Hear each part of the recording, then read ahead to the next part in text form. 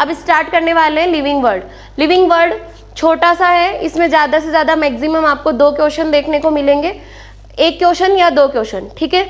कुछ statement type के, assertion type के भी आ सकते हैं, थोड़ी सी कॉम्प्लेक्सिटी बढ़ सकती है, ठीक है। इसमें आ जाता है 1.1 जिसमें diversity in the living world, और दूसरा पॉइंट है टैक्सोनॉमी कैटेगरीज। ये 2 पॉइंट्स में 2 सब टॉपिक्स में इसको डिवाइड किया है। अपन आज ये कवर करेंगे कौन सा, diversity in the living world, जीव जगत में विविधता। अगर जीव जगत में विविधता की बात करते हैं तो व्हाट इज विविधता। सबसे पहली बात तो यह है कि डाइवर्सिटी क्या होती है।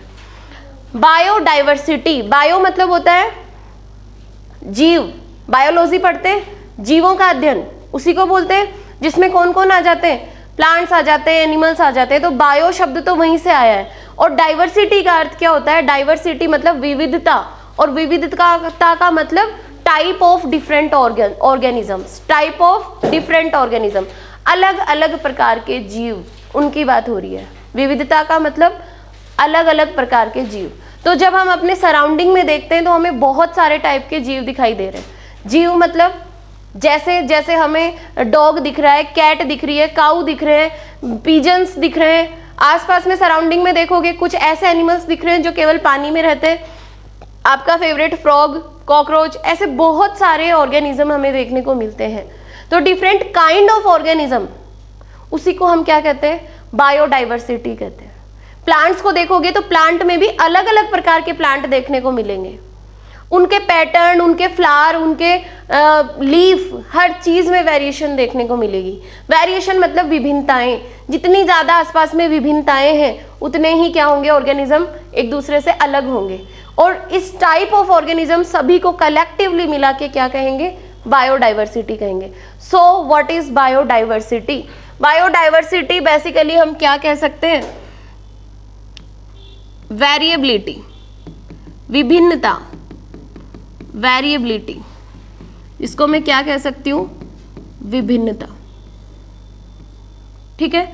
अमंग इंडिविजुअल्स, ये बोल सकते हैं क्या, इंडिविजुअल जीवों के बीच में, व्यक्ति विशेष, इंडिविजुअल का मतलब क्या होता है, व्यक्ति विशेष, इंडिविजुअल जीवों के बीच में पाई जाने वाली विभिन्नता, वेरिएबिलिटी, जिसको हम क्या कहेंगे, बायोडाइवर्सिटी कहेंगे।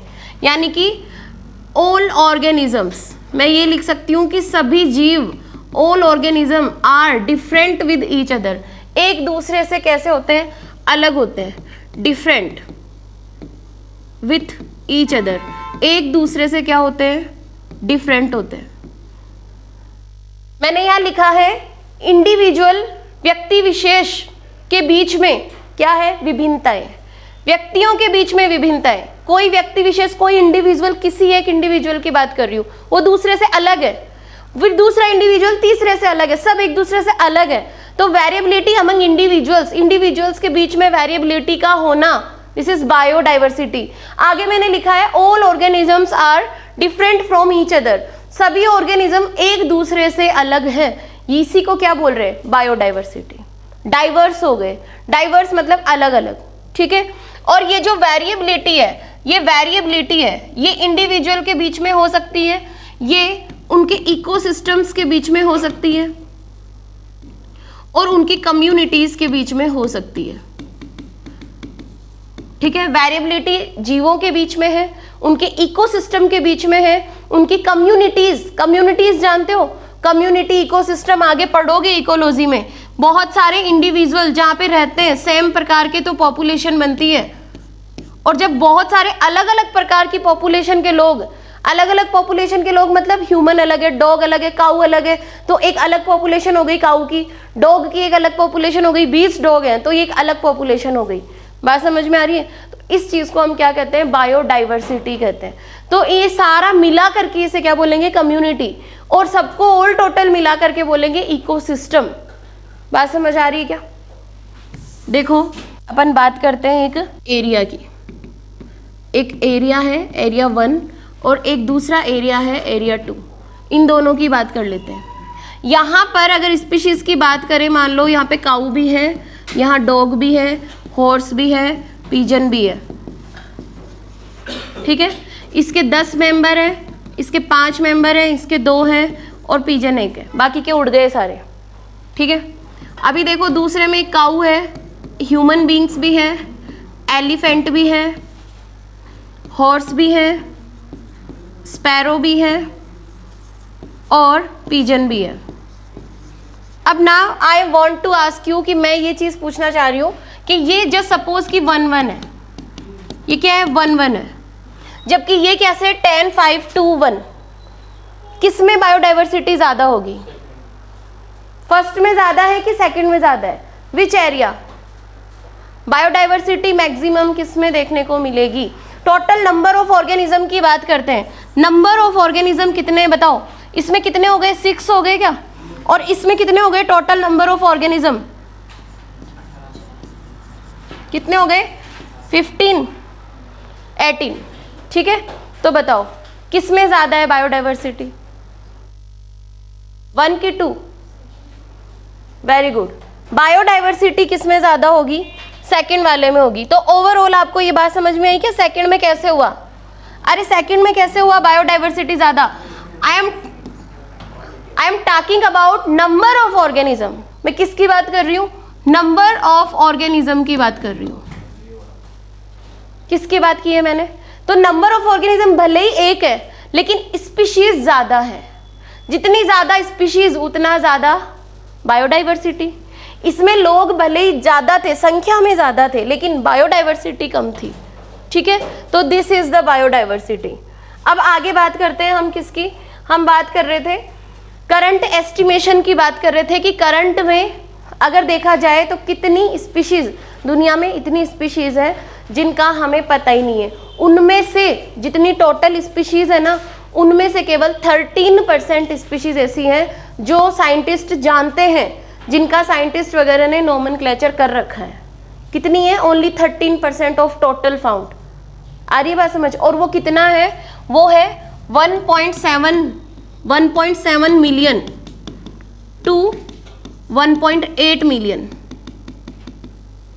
स्पीशीज है अभी तक जो साइंटिफिकली नेम्ड है, जो साइंटिफिकली आइडेंटिफाइड है, जिनको साइंटिस्ट ने पहचान रखा है, आइडेंटिफाइड है एंड क्या बोल सकते हैं, आइडेंटिफाइड एंड क्लासिफाइड, जिनको पहचाना और जिनको वर्गीकृत किया। इतनी टोटल कितनी है? 1.7 टू 1.8 मिलियन।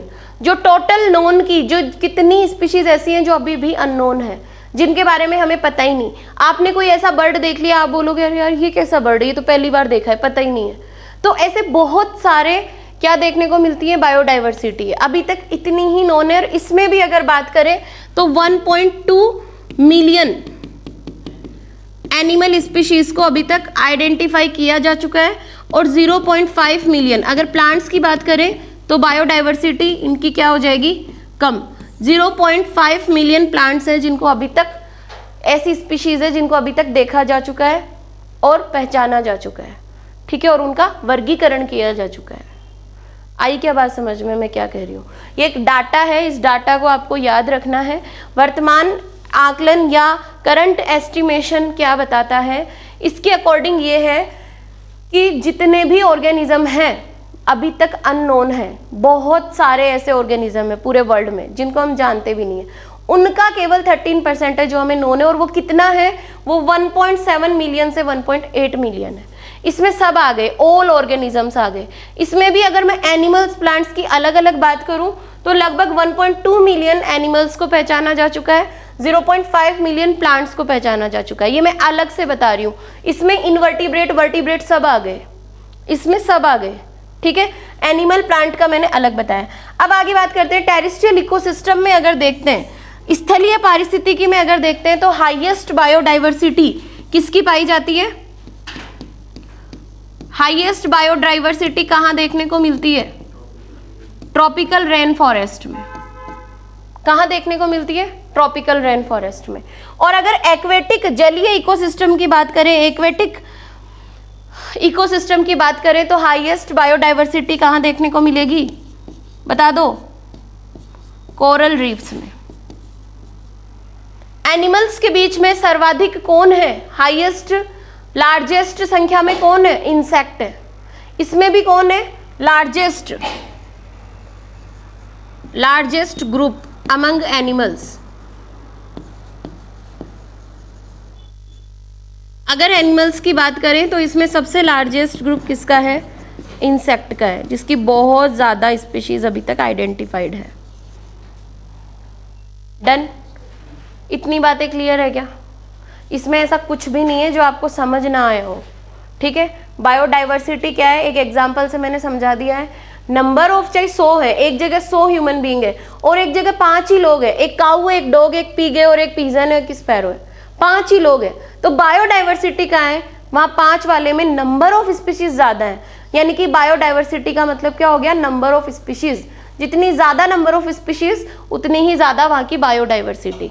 एक ही स्पीशीज के 1000 लोग हैं तो नंबर ऑफ स्पीशीज तो एक ही है ना, नंबर ऑफ स्पीशीज तो एक ही है, तो वो वाली बात है। तो नेक्स्ट चलते हैं। नेक्स्ट देखो, नेक्स्ट बात करते हैं किसकी? प्लांट टैक्सोनॉमी की। प्लांट टैक्सोनॉमी में टैक्सोनॉमी बेसिकली 2 वर्ड से मिलकर बना है, टैक्सो प्लस नोमी, ठीक है। तो टैक्सो मतलब टैक्सो वर्ड जो है ये टैक्सिस से लिया गया है और नोमी वर्ड नोम्स से लिया गया है, ठीक है। टैक्सिस का अर्थ होता है अरेंजमेंट या व्यवस्थित करना और नोमी का मतलब, नोम्स का मतलब होता है रूल्स या नियम। तो ओवरऑल एक बात तो समझ में आ ही गई होगी, इसे मगअप करने की जरूरत नहीं है। टैक्सोनॉमी का शाब्दिक अर्थ क्या है वही इसका अर्थ है, वही इसकी डेफिनेशन है। जीवों को उन नियमों के अनुसार, जो नियम दिए गए हैं, यूनिवर्सल रूल्स होते हैं क्लासिफिकेशन के, ठीक है, उन नियमों के अनुसार उनको व्यवस्थित करना, वो ही क्या होती है? टैक्सोनॉमी होती है। सो what is taxonomy? Taxonomy is, पहले इसका वर्ड मीनिंग लिख देते हैं, अरेंजमेंट, अरेंजमेंट ऑफ ऑर्गेनिज्म। हो जाएगा क्या ये? Arrangement of organism according to universal rules. Hindi में क्या हो जाएगा इसका अर्थ?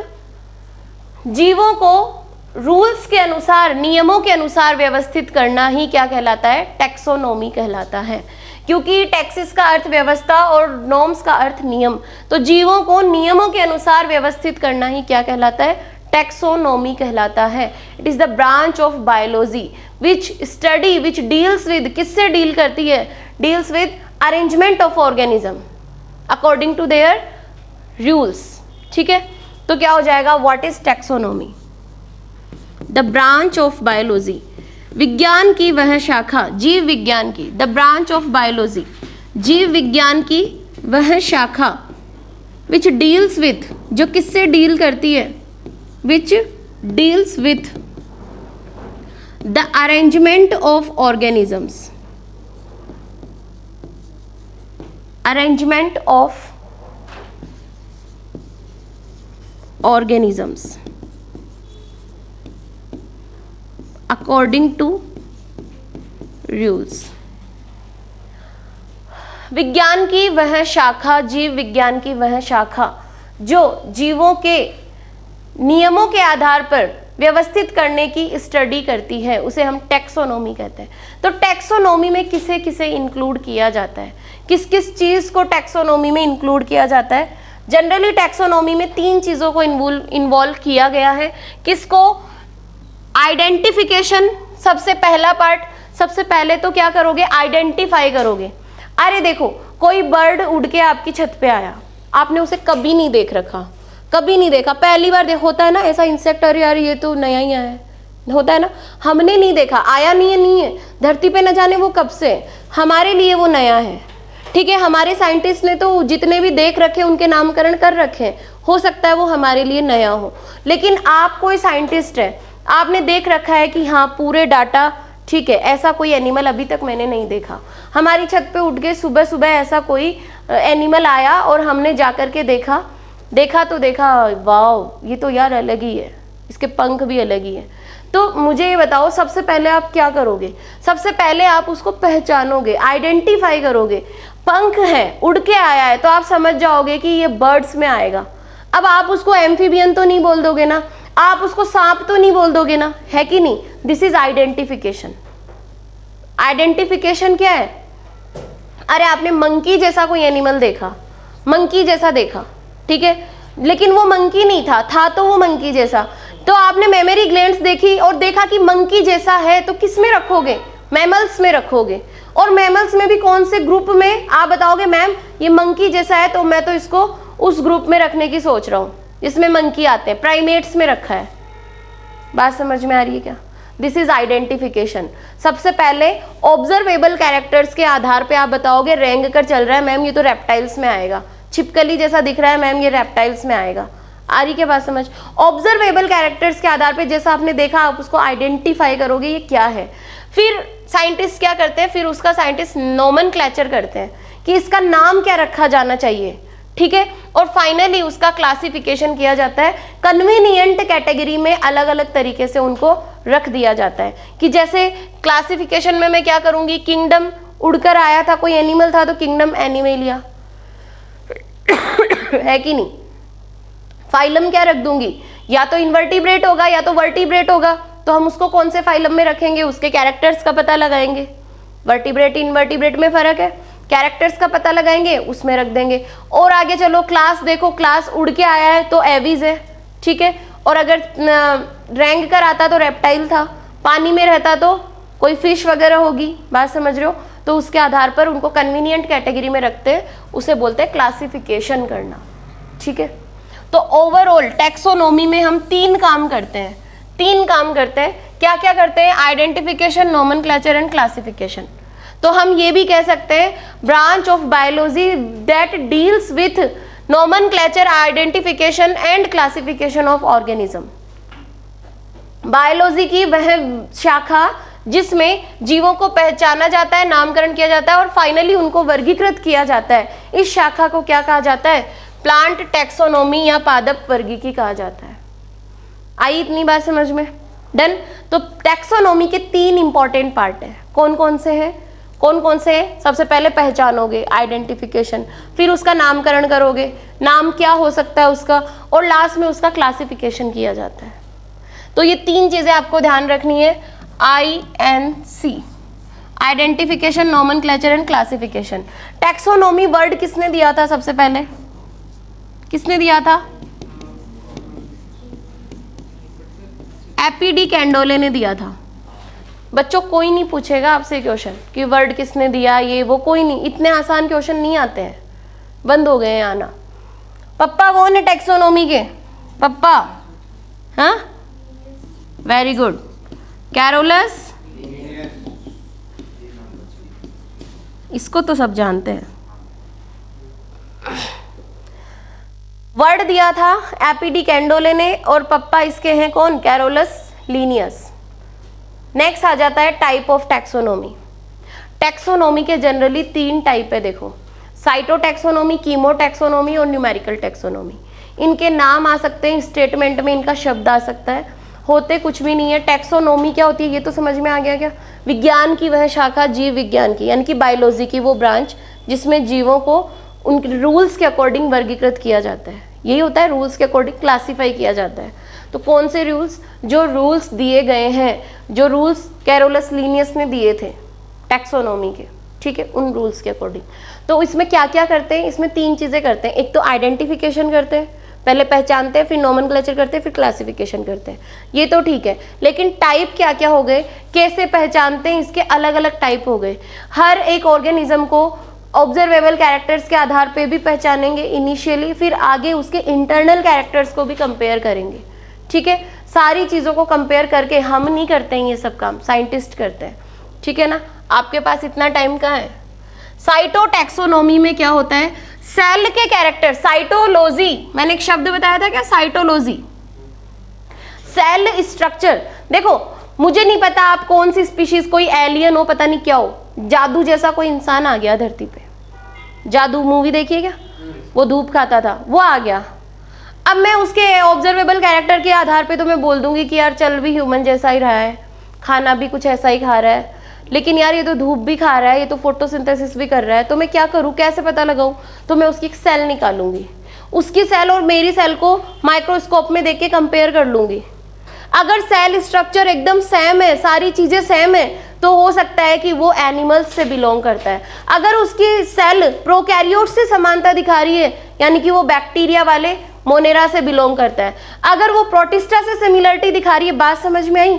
ऐसा करके भी तो पता लगा सकते हैं। तो एक तो टैक्सोनॉमी का प्रकार हो गया ये, तो है कि नहीं? आइडेंटिफाई करना, नोमेनक्लेचर करना, क्लासिफिकेशन करना। आइडेंटिफिकेशन ऑब्जर्वेबल कैरेक्टर्स के आधार पे हो गया। फिर हमने कोशिका ले ली, उसका भी आइडेंटिफाई कर लिया। प्लांट जैसा दिख रहा है, सेल वॉल वगैरह है, तो हम बताएंगे कि यार इसमें तो प्लांट के कैरेक्टर है। और तो और हम ये बताएंगे इसमें क्लोरोप्लास्ट भी है और इसमें सेल वॉल भी है और एनिमल सेल के कैरेक्टर भी है, तो ये तो दोनों के कैरेक्टर कंटेन करता है। कर सकते हो ना? तो ये हुई साइटोटैक्सोनॉमी। जब सेल स्ट्रक्चर की सिमिलरिटी के आधार पे पता लगाओ तो उसे बोलेंगे साइटो। कीमो में क्या आ जाएगा? कीमो में आ जाते हैं जो भी सिंथेसिस की प्रोसेस होती है, जैसे टैनिन्स बना, पॉलीसैकेराइड्स बने, स्टार्च बना, ग्लाइकोजन बना, तो उसमें क्या बन रहा है, उसमें क्या सिंथेसिस हो रहा है, सेल्यूलोज बन रहा है, ठीक है? तो उसके आधार पर अगर करते हैं सीक्रेट होने वाले केमिकल्स या हार्मोन्स, तो उनको बोलेंगे कीमोटैक्सोनॉमी। और लास्ट में आ जाती है न्यूमेरिकल टैक्सोनॉमी। न्यूमेरिकल टैक्सोनॉमी ऐसी टैक्सोनॉमी है जिसमें क्या होता है, कंप्यूटर में डाटा सेव रहते हैं, प्रत्येक कैरेक्टर को कोड दिया हुआ होता है। तो मुझे सेल वेल कुछ नहीं लेनी, मैं तो क्या करूंगी, सीधा टाइप कर दूंगी। ये काम साइंटिस्ट करते हैं, अपन अपने पीसी में नहीं करेंगे। उनके पास ऐसी चीजें हैं जहां पर ये सारे डाटा सेव है। तो मैंने कैरेक्टर्स को देखा और उसमें टाइप कर दिया कि सेल वॉल प्रेजेंट है, ये है, वो है। तो कंप्यूटर अपने आप पूरा डाटा प्रोसेस करके आपके सामने एक स्ट्रक्चर देगा कि क्या वो एनिमल ये था, तो इसका हम ये नाम रख सकते हैं और इसको इस जगह पर रखेंगे। उसको बोलते हैं न्यूमेरिकल टैक्सोनॉमी। यहाँ अपन टाइप ऑफ टैक्सोनॉमी कैसे कैसे कर सकते हैं, तो ये तीनों वर्ड आप ध्यान में रखना। खास बात कुछ भी नहीं है, हमें वही सिमिलैरिटी देखनी है बस, ठीक है? तो taxonomy done by cell structure.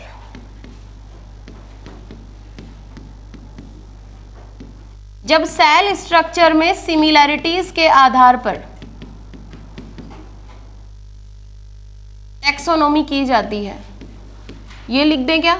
On the basis of cell structure similarity. कोशिका संरचना में समानता के आधार पर जब टैक्सोनॉमी की प्रॉब्लम्स को सोल्व किया जाता है तो हम उसे क्या बोलते हैं? साइटोटैक्सोनॉमी बोलते हैं। आई क्या ये बात समझ? ठीक है। जब हम केमिकल्स की बात करते हैं कि वो क्या क्या सिंथेसिस कर रहा है, like cellulose, tannin, polysaccharide, starch, तो अलग अलग होता है ना। हमारे अंदर ग्लाइकोजन होता है, प्लांट्स में स्टार्च होता है, तो पता लग जाएगा। प्लांट्स में सेलुलोज है, हमारी बॉडी में सेलुलोज नहीं है सेल्स पे, ठीक है, तो पता लग जाएगा। तो ये वाली बात है। तो कीमोटैक्सोनॉमी किस पे ऊपर बेस्ड होगी? ऑन द बेसिस ऑफ, किसके ऊपर आधारित है? केमिकल्स सिमिलैरिटीज, केमिकल्स की सिमिलैरिटीज के ऊपर आधारित होगा, ठीक है। केमिकल्स को देखेंगे, इसमें हम केमिकल्स की बात किसकी कर लेंगे, ऐसे छोटा सा साइड में लिख लेना, जैसे कि हम पॉलीसैकेराइड को कंसीडर कर सकते हैं, जैसे कि हम सेलुलोज को कंसीडर कर सकते हैं, जैसे कि हम एल्केलॉइड्स, प्लांट्स में बनते हैं क्या एल्केलॉइड्स, ठीक है, इनको देख सकते हैं, टैनिन्स को देख सकते हैं। तो ये सब आप पॉइंट्स हैं, इस पे लिख लो। आपके माइंड में थोड़े दिन बाद आएगा कौन सा केमिकल, तो अभी यहाँ पे लिख लो तो माइंड में आ जाएगा, ठीक है। नेक्स्ट आ जाती है न्यूमेरिकल टैक्सोनॉमी। न्यूमेरिकल टैक्सोनॉमी किसके आधार पर होती है? On the basis of observable character. जो दिखते हैं ना जो कैरेक्टर्स, उनके आधार पर क्या किया जाएगा? ऑब्जर्वेबल कैरेक्टर्स पे बेस होगा। और नेक्स्ट पॉइंट लिखना, data and codes given for characters. In characters के लिए अलग डाटा होते हैं, अलग कोड होते हैं, और ये एनालिसिस करके कौन देता है? कंप्यूटर देता है। एनालाइज्ड ऑन कंप्यूटर, कंप्यूटर पे ये सारी चीज़ें एनालाइज की जाती है।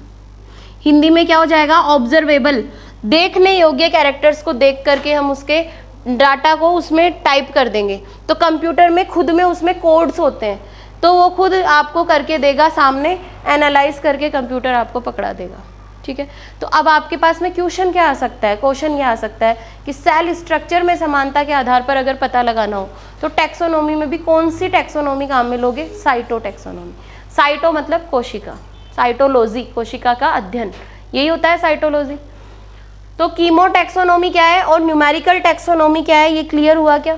ऑब्जर्वेबल कैरेक्टर्स होंगे उनको डालेंगे। नेक्स्ट आ जाता है टैक्सोनॉमी के एलिमेंट्स। एलिमेंट्स क्या क्या है टैक्सोनॉमी के elements? Characterization, identification, nomenclature and classification. ये तो हमने देख भी लिया था। आइडेंटिफिकेशन आइडेंटिफाई करेंगे, नॉमेनक्लेचर एक प्रॉपर नॉमेनक्लेचर करेंगे, क्लासिफिकेशन उनको कन्वीनियंट कैटेगरी में रख देंगे, और एक आ जाता है कैरेक्टराइजेशन। सबसे पहले तो कैरेक्टर्स देखेंगे ना, उड़ के आया तो मैंने बोला तो आइडेंटिफिकेशन करने से पहले भी एक स्टेप है, उसको बोलेंगे कैरेक्टराइजेशन। कैरेक्टराइजेशन में आप क्या करोगे, क्या करोगे? Determination of characters. सबसे पहले तो कैरेक्टर्स का पता लगाओगे ना।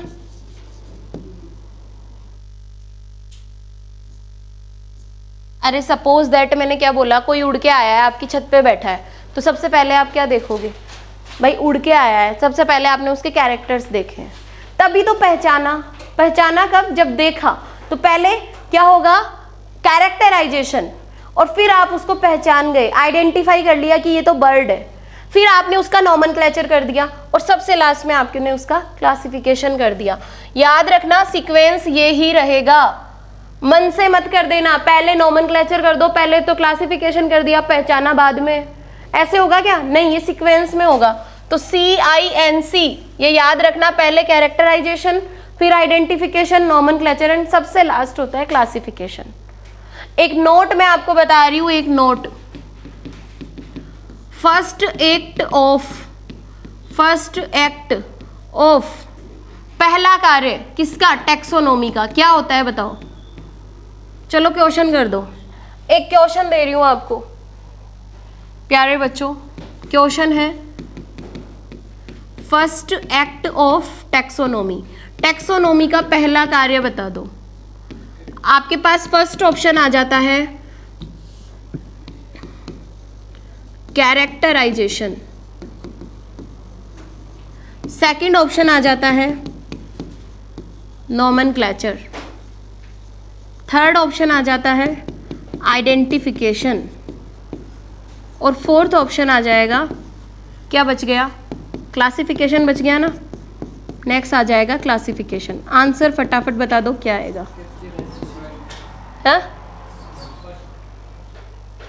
वेरी गुड ललित, सिंगल बच्चे ने सही आंसर दिया है।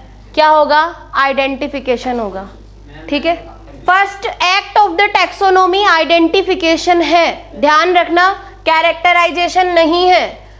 भले ही हमने सीक्वेंस में पहले characterization, identification, nomenclature and classification CINC ऐसे पढ़ा है ना, लेकिन पहला एक्ट क्या है? पहचानना पहला एक्ट है। ये ध्यान रखना। अलग सी बात है, आपको लगेगा मैम पहले तो देखा है ना, तो फिर ये कैसे हुआ? ये ही होता है। टैक्सोनॉमी क्या कहती है कि मेरा पहला काम, पहला एक्ट क्या है? आइडेंटिफिकेशन है। ठीक है, तो सबसे पहले कैरेक्टराइजेशन में आपने क्या किया? डिटर्मिनेशन किया कैरेक्टर्स का। यहाँ पे मैं लिख रही थी फर्स्ट एक्ट ऑफ टैक्सोनॉमी, इसके आगे लिख लेना वो कौन है? वो आइडेंटिफिकेशन है। तो सबसे पहले आप क्या करोगे? लक्षणों का निर्धारण करोगे। सबसे पहले आपने कैरेक्टर्स देखे, नेक्स्ट आप क्या करने वाले हो? पहचान लोगे उसको। आइडेंटिफाई द ऑर्गेनिज्म, है कि नहीं बताओ? आइडेंटिफाई द ऑर्गेनिज्म, जो भी जीव मिला है उसे आप क्या कह लोगे? पहचानना, जीव की पहचान करना।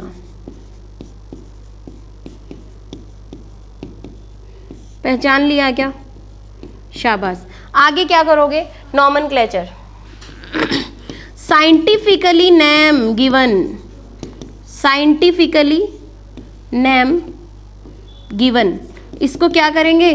वैज्ञानिक नाम दे देंगे, वैज्ञानिक नामकरण कर देंगे इसका, और लास्ट ही लास्ट में क्या कर देंगे? वर्गीकरण। अब इन सारे कैरेक्टर्स के आधार पर एक अच्छी सी कैटेगरी में उसको रख देंगे। अच्छी सी कौन सी? आपको पसंद है वो नहीं, कि एनिमल है या प्लांट है, पता लग गया तो उसमें रख दो। फिर क्लास कौन सी है? पंख है, उड़ रहा है, बर्ड है, तो बर्ड में रख दो। This is classification. ठीक है, तो यहाँ पे मैं लिख रही हूँ place organism in convenient category, convenient category according to their characters. According to their characters. Hindi में क्या हो जाएगा, हिंदी में यहां लिख रही हूं, जीवों को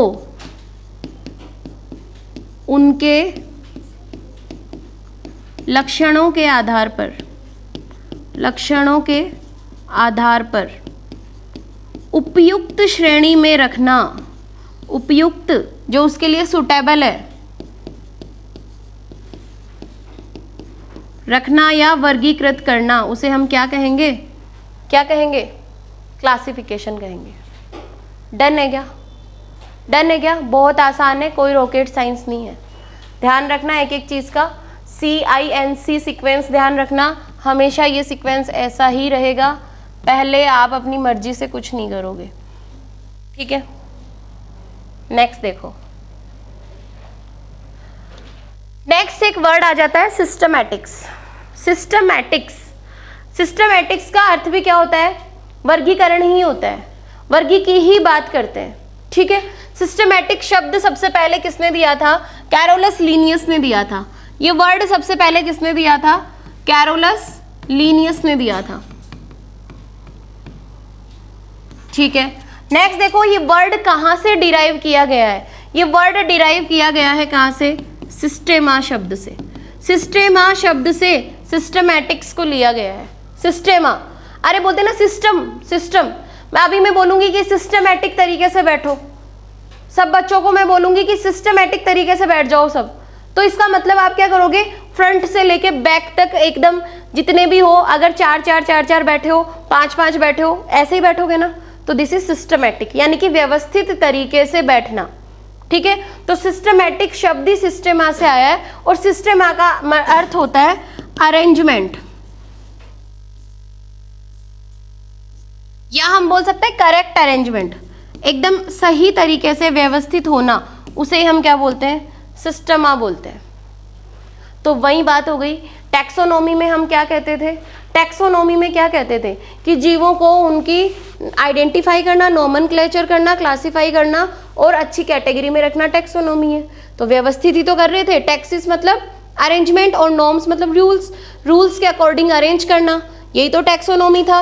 यहाँ भी मैं क्या कर रही हूँ, उनको अच्छे से करेक्टली अरेंज करना, व्यवस्थित करना, ये भी सिस्टमैटिक्स है। टैक्सोनॉमी सिस्टमैटिक्स सेम है, फर्क एक चीज का है, सिस्टमैटिक्स में भी किसको इन्वॉल्व किया जाता है, किसको, characterization, identification, nomenclature and classification को। तो ये तो टैक्सोनॉमी का ही पार्ट है, लेकिन इसके साथ में एक चीज और ऐड कर दी जाती है, और वो चीज कौन है, फाइलोजेनेटिक रिलेशनशिप, फाइलोजेनेटिक रिलेशनशिप। तो जब टैक्सोनॉमी के साथ उनका उद्विकासीय संबंध क्या है उस स्पीशीज से, ये भी ऐड हो जाता है, तो हम उसे क्या बोल देते हैं, क्या बोल देते हैं, सिस्टमैटिक्स बोल देते हैं। आई क्या बात समझ में? सिस्टमैटिक्स और टैक्सोनॉमी में इतना सा फर्क है, कितना सा फर्क है। सिस्टमैटिक्स का अकॉर्डिंग भी अरेंजमेंट ऑफ ऑर्गेनिज्म, ठीक है, टैक्सोनॉमी का मतलब भी वही था, अरेंजमेंट ऑफ ऑर्गेनिज्म। पर इसमें क्या होगा, सिस्टेमा में अरेंजमेंट तो हो रहा है, फाइलोजेनेटिक रिलेशनशिप को अगर टैक्सोनॉमी से जोड़ दिया जाए तो क्या हो जाएगा, सिस्टमैटिक्स बन जाएगा। और ये वर्ड किसने दिया था, लीनियस ने दिया था, जबकि टैक्सोनॉमी वर्ड किसने दिया था, एपीडी कैंडोले ने दिया था, ठीक है, ये फर्क है बच्चों। सबसे पहले इन्होंने, कैरोलस लीनियस ने, मैं खास बात इसकी यहाँ पे लिख देती हूँ, इन्होंने काम में लिया था स्पीशीज प्लांटेरम, प्लांटेरम, पर ये मैं आपको बाइनोमियल नोमेनक्लेचर में बताऊंगी, आगे वाले पॉइंट पे बताऊंगी, छोड़ो। फाइलोजेनेटिक रिलेशनशिप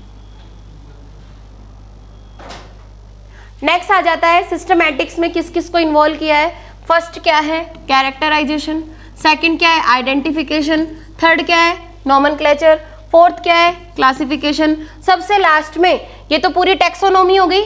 इसके साथ में अगर इवोल्यूशनरी रिलेशनशिप को जोड़ दिया जाए, फाइलोजेनेटिक रिलेशनशिप या इवोल्यूशनरी रिलेशनशिप एक ही बात है कि उस जीव का, मैंने कहा कि हमारे जैसा है, तो हमारा और उसके एंसेस्टर कौन है, हमारे और उसके पूर्वज कौन है, इसका पता लगाना, उनके पूर्वजों के लक्षणों का पता लगाना कि सेम है, अरे ये तो एक ही पूर्वज के निकले हुए लोग हैं, इनका पूर्वज कहीं ना कहीं एक था, एक ही था, उसी से डाइवर्स हुए।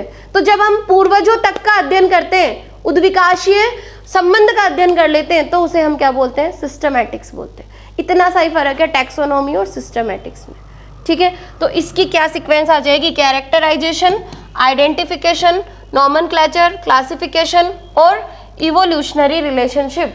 ये क्या हो जाएगी? क्या हो जाएगी? सिस्टमैटिक्स। तो बच्चों मैंने यहाँ पे लिखा है टैक्सोनॉमी प्लस इवोल्यूशनरी रिलेशनशिप, ये भी तो बोल सकते हैं। टैक्सोनॉमी के चारों स्टेप हो गए, तो ओनली टैक्सोनॉमी और साथ में ये और जोड़ दो, तो क्या हो जाएगा? सिस्टमैटिक्स बन जाएगा।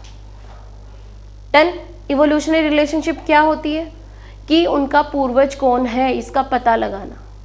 एक ही है या अलग अलग है, तो इस आधार पे भी तो पता चलता है।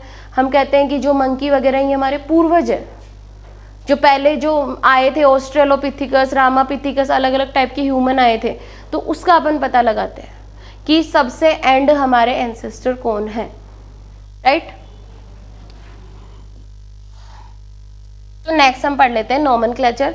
नॉमेनक्लेचर में दो टाइप के नाम होते हैं। देखो, एक तो वर्निकुलर लोकल नेम, देसी नाम होता है, जैसे कालू को कालिया भी कहते हैं, देसी नाम है, ठीक है। फिर और तुम लोग क्या क्या बोलते हो अपने दोस्तों को, वो सब देसी वर्निकुलर नेम है।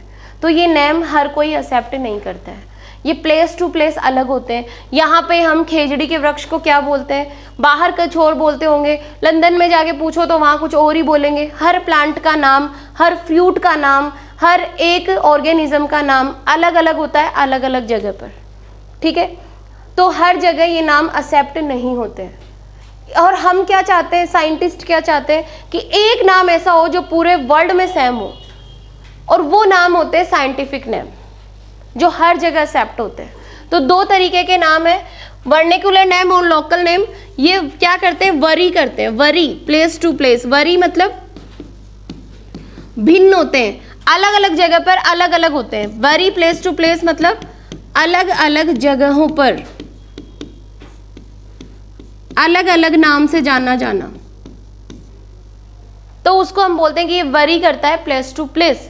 ऑर्गेनिज्म टू ऑर्गेनिज्म वरी करता है, ये नॉट एक्सेप्टेड एवरीवेयर, हर जगह एक्सेप्टेड नहीं होते, हर जगह एक्सेप्टेड नहीं होते। आप इंग्लैंड में जाके कुछ बोलोगे, यहाँ के कुछ भी बोलोगे, देसी नाम बोलोगे, तो वो थोड़ी पहचानेंगे। लेकिन अगर आपने मैंगो को वहाँ पे मैंजीफेरा इंडिका बोल दिया, तो वहाँ पे भी वो वही नाम है जो यहाँ पर है। पूरे वर्ल्ड में, ऑल ओवर वर्ल्ड में क्या होते हैं? साइंटिफिकली गिवन होते हैं और सेम होते हैं, एवरीवेयर एक्सेप्टेड। तो नॉट एक्सेप्टेड एवरीवेयर, हर जगह इनको एक्सेप्ट नहीं किया जाता, इनको नहीं माना जाता, ठीक है। तो ये लोकल नाम हो गए। एक आता है साइंटिफिक नेम। साइंटिफिक नेम जो होते हैं ये दिए जाते हैं बाइनोमियल नोमेनक्लेचर, द्विनाम पद्धति के द्वारा। और इसमें क्या होता है? एक्सेप्टेड ऑल ओवर वर्ल्ड, हर जगह इनको एक ही नाम से जाना जाता है, वो होते हैं साइंटिफिक नेम, जो साइंटिफिकली गिवन होते हैं, वैज्ञानिक नाम। और ये किस पद्धति से दिए जाते हैं? द्विनाम पद्धति, बाइनोमियल नोमेनक्लेचर, ठीक है। अब इसके रूल्स पढ़ लेते हैं फटाफट, 3-4 इसके रूल्स है, बस बात खत्म। तो बाइनोमियल नोमेनक्लेचर के रूल्स पढ़ लेते हैं, आ जाओ। रूल्स बताओ, पहला रूल क्या है? पहला रूल, लैंग्वेज कौन सी होनी चाहिए? हमेशा लैटिन लैंग्वेज में लिए जाते हैं, लिखे जाते हैं इटैलिक्स में। ये होते किस में है? लैटिन लैंग्वेज में होते हैं। डेड लैंग्वेज कौन है? लैटिन लैंग्वेज, ठीक है। ये जो नाम था ये दिया किसने था? कैरोलस लीनियस ने दिया था। किसने दिए थे ये? कैरोलस लीनियस ने। बाइनोमियल नोमेनक्लेचर किसने दिया? कैरोलस लीनियस ने दिया। क्या दिया था? द्विनाम पद्धति, बाइनोमियल नोमेनक्लेचर, ठीक है क्या? इतनी सी बात, ओके। नेक्स्ट देखते हैं, द्विनाम पद्धति के बाद में क्या आ जाता है? दो जगह पे इसमें प्लांट्स के नाम भी दिए थे और एनिमल्स के भी दिए थे। तो मैं आपको बता रही थी, जो मैं वहां लिख रही थी वो यहाँ लिख रही हूँ, स्पीशीज प्लांटेरम, स्पीशीज प्लांटेरम। और एनिमल्स की कौन सी थी? सिस्टेमा नेचुरी, सिस्टेमा नेचुरी 1758 और सिस्टम स्पीशीज प्लांटेरम 1753। इसमें प्लांट्स के लिए नाम दिए गए थे साइंटिफिक, और इसमें एनिमल्स के लिए नाम दिए गए थे, फॉर एनिमल्स, और ये किसके लिए था, फॉर प्लांट्स। नाम से ही क्लियर है, प्लांटेरम दो प्लांट्स ही होंगे, और सिस्टेमा नेचुरी में कौन थे, एनिमल्स। सिस्टेमा नेचुरी इसके पब्लिकेशन का नाम था। ये सिस्टेमा कहाँ से रखा था, सिस्टमेटिक वर्ड से ही रखा था इसको, ठीक है। डन है क्या इतनी बात। अब सबसे पहली बात, लैटिन लैंग्वेज में लिखे जाते हैं, दो वर्ड्स होते हैं, बाइनोमियल नोमेनक्लेचर। बाई मतलब दो, नोमियल मतलब नाम, कोई भी नाम, अपना नाम बोलो, पूरा नाम बोलो। जैसे मेरा नाम है सलोनी चतुर्वेदी, पूरा नाम है सलोनी चतुर्वेदी, सलोनी मेरा जीनस हुआ और चतुर्वेदी मेरी स्पीशीज हुई। चलो देखो, दो वर्ड्स, बात समझ में आई है क्या आपको। दो वर्ड दिए जाते हैं, पहला वर्ड जो होता है फर्स्ट वर्ड, फर्स्ट वर्ड किसका होता है, जीनस का होता है बेटा, और सेकंड वर्ड किसका होता है, दूसरा शब्द किसके लिए दिया जाता है, जाति का, जाति, वंश और जाति बोले तो स्पीशीज, ठीक है। जीनस का पहला शब्द कैपिटल लिखा जाता है और स्पीशीज का आगे का सारा स्मॉल लिखा जाता है, ठीक है। तो फर्स्ट क्या हो जाएगा, फर्स्ट वर्ड क्या है, जीनस है, सेकंड वर्ड क्या है, स्पीशीज है। जैसे दो नाम बताया मैंने, पूरा नाम बताया सलोनी और चतुर्वेदी, तो एक और दो, दो नाम। ऐसे ही कोई भी साइंटिफिक नाम दो चीजों से मिलकर बना है, पहला जीनस है और दूसरा स्पीशीज है, ठीक है। इतनी बात क्लियर है। नेक्स्ट देखो, किसमें लिखे जाते हैं बच्चों, लिखने का तरीका इसमें होता है इटैलिक्स, इटैलिक्स में लिखे जाते हैं। और अगर हैंड रिटन है, हैंड रिटन है तो कैसे लिखोगे, नहीं, इटैलिक्स में तिरछा लिखा जाता है। लेकिन अगर हैंड रिटन है तो हाथ से तिरछा कैसे लिखेंगे, तो हम क्या करेंगे, अंडरलाइन कर देंगे, अंडरलाइन सेपरेटली, अलग अलग अंडरलाइन कर देंगे दोनों को। डन। किसको, दोनों कौन, सेपरेटली, अलग अलग, किसको, जीनस को अलग और स्पीशीज को अलग, अलग अलग अंडरलाइन कर देंगे। क्योंकि मैं मेरे हाथ से ऐसे टेढ़ा टेढ़ा नहीं लिख सकती, इटैलिक्स मुझे बुक्स में, कंप्यूटर से मैं लिख सकती हूँ, ठीक है। तो मैं क्या करूँगी, अंडरलाइन कर दूंगी।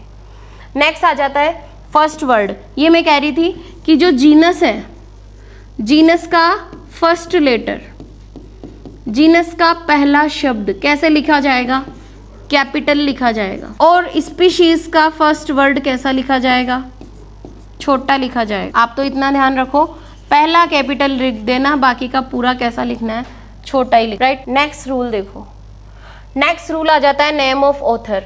ऑथर का नेम आगे ब्रैकेट में लिख दिया जाता है। जैसे मैंजीफेरा इंडिका नाम है, जैसे मैंने यहाँ पे नाम लिखा है मैंजीफेरा इंडिका, ये किसका नाम है, मैंगो का नाम है, ठीक है। पहला वर्ड किसका है, जीनस का है, दूसरा किसका है, स्पीशीज का है, ठीक है। जीनस का फर्स्ट लेटर देखो कैसा लिखा हुआ है, कैपिटल, और स्पीशीज का पहला लेटर देखो कैसा लिखा है, स्मॉल। ये रूल्स होते हैं, दोनों को सेपरेटली अंडरलाइन किया हुआ है। अगर मैं दोनों के नीचे एक ही लाइन बना दूंगी ना तो ये गलत हो जाएगा, ये रॉन्ग हो जाएगा। अलग अलग, जीनस के नीचे एक लाइन, इंडिका के नीचे एक लाइन। अब इसको किसने डिस्कवर किया है, इसको लीनियस ने डिस्कवर किया है। तो मैं इसके आगे मैं लिख दूंगी लीनियस, या तो एल डॉट लिखूंगी या फिर 4 डिजिट में लिखूंगी। इस तरीके से ऑथर का नाम लिखा जाता है। तो ये थर्ड जो चीज है ये किसको शो कर रही है, लीनियस को भी अंडरलाइन करोगे क्या, नहीं, इसको अंडरलाइन नहीं करना है। बात समझ में आ रही है ना, इसको अंडरलाइन नहीं करना है। और ये किसको शो कर रहा है, ये शो कर रहा है किसको, कि ये लेखक किसने इसकी डिस्कवरी करी है। ये लिन शो कर रहा है कि लीनियस ने ये नाम दिया है। जैसे मैंने एक नाम लिखा है मैंजीफेरा इंडिका, ये एक साइंटिफिक नेम है और ये किसका नाम है प्यारे बच्चों, ये मैंगो का नाम है। पहला रूल कि जो नाम है वो 2 शब्दों में दिए जाते हैं, 2 वर्ड्स में दिए जाते हैं, 2 वर्ड्स। पहला वर्ड क्या होगा, जीनस, और दूसरा वर्ड क्या होगा, स्पीशीज। तो ये तो क्या है पूरा, ये पूरा क्या है, ये जीनस है पहला वर्ड, और ये क्या है, स्पीशीज है। इतना क्लियर है क्या। जीनस का पहला शब्द फर्स्ट लेटर कैसा है, कैपिटल दिख रहा है क्या, कैपिटल। और स्पीशीज का फर्स्ट लेटर कैसा दिख रहा है, स्मॉल। दूसरा नियम 2 हो गए। तीसरा देखो, अंडरलाइन किया हुआ है क्या? Separately underline, separately underline, underline separate करना है क्योंकि हम नहीं लिख सकते हैं, हम इटैलिक्स में ऐसे तिरछे तिरछे नहीं लिख सकते हैं, टाइप कर सकते हैं, लिख नहीं सकते हैं, इसलिए अंडरलाइन कर देते हैं।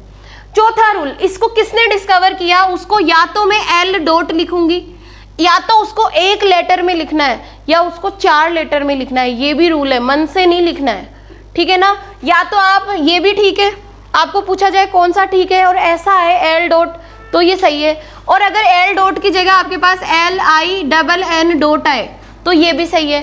और ऑथर का भी पहला वर्ड कैपिटल रहेगा, ये भी ध्यान रखना है, मन से कुछ भी नहीं करना है, कोई ब्रैकेट नहीं आएगा इसके आगे, ठीक है? ऐसे की ऐसे आएगा।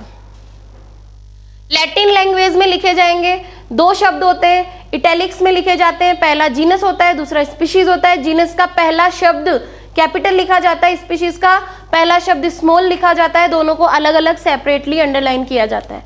यहाँ तक कोई दिक्कत है क्या? ये हो गए सारे रूल, ये सारे रूल हो गए।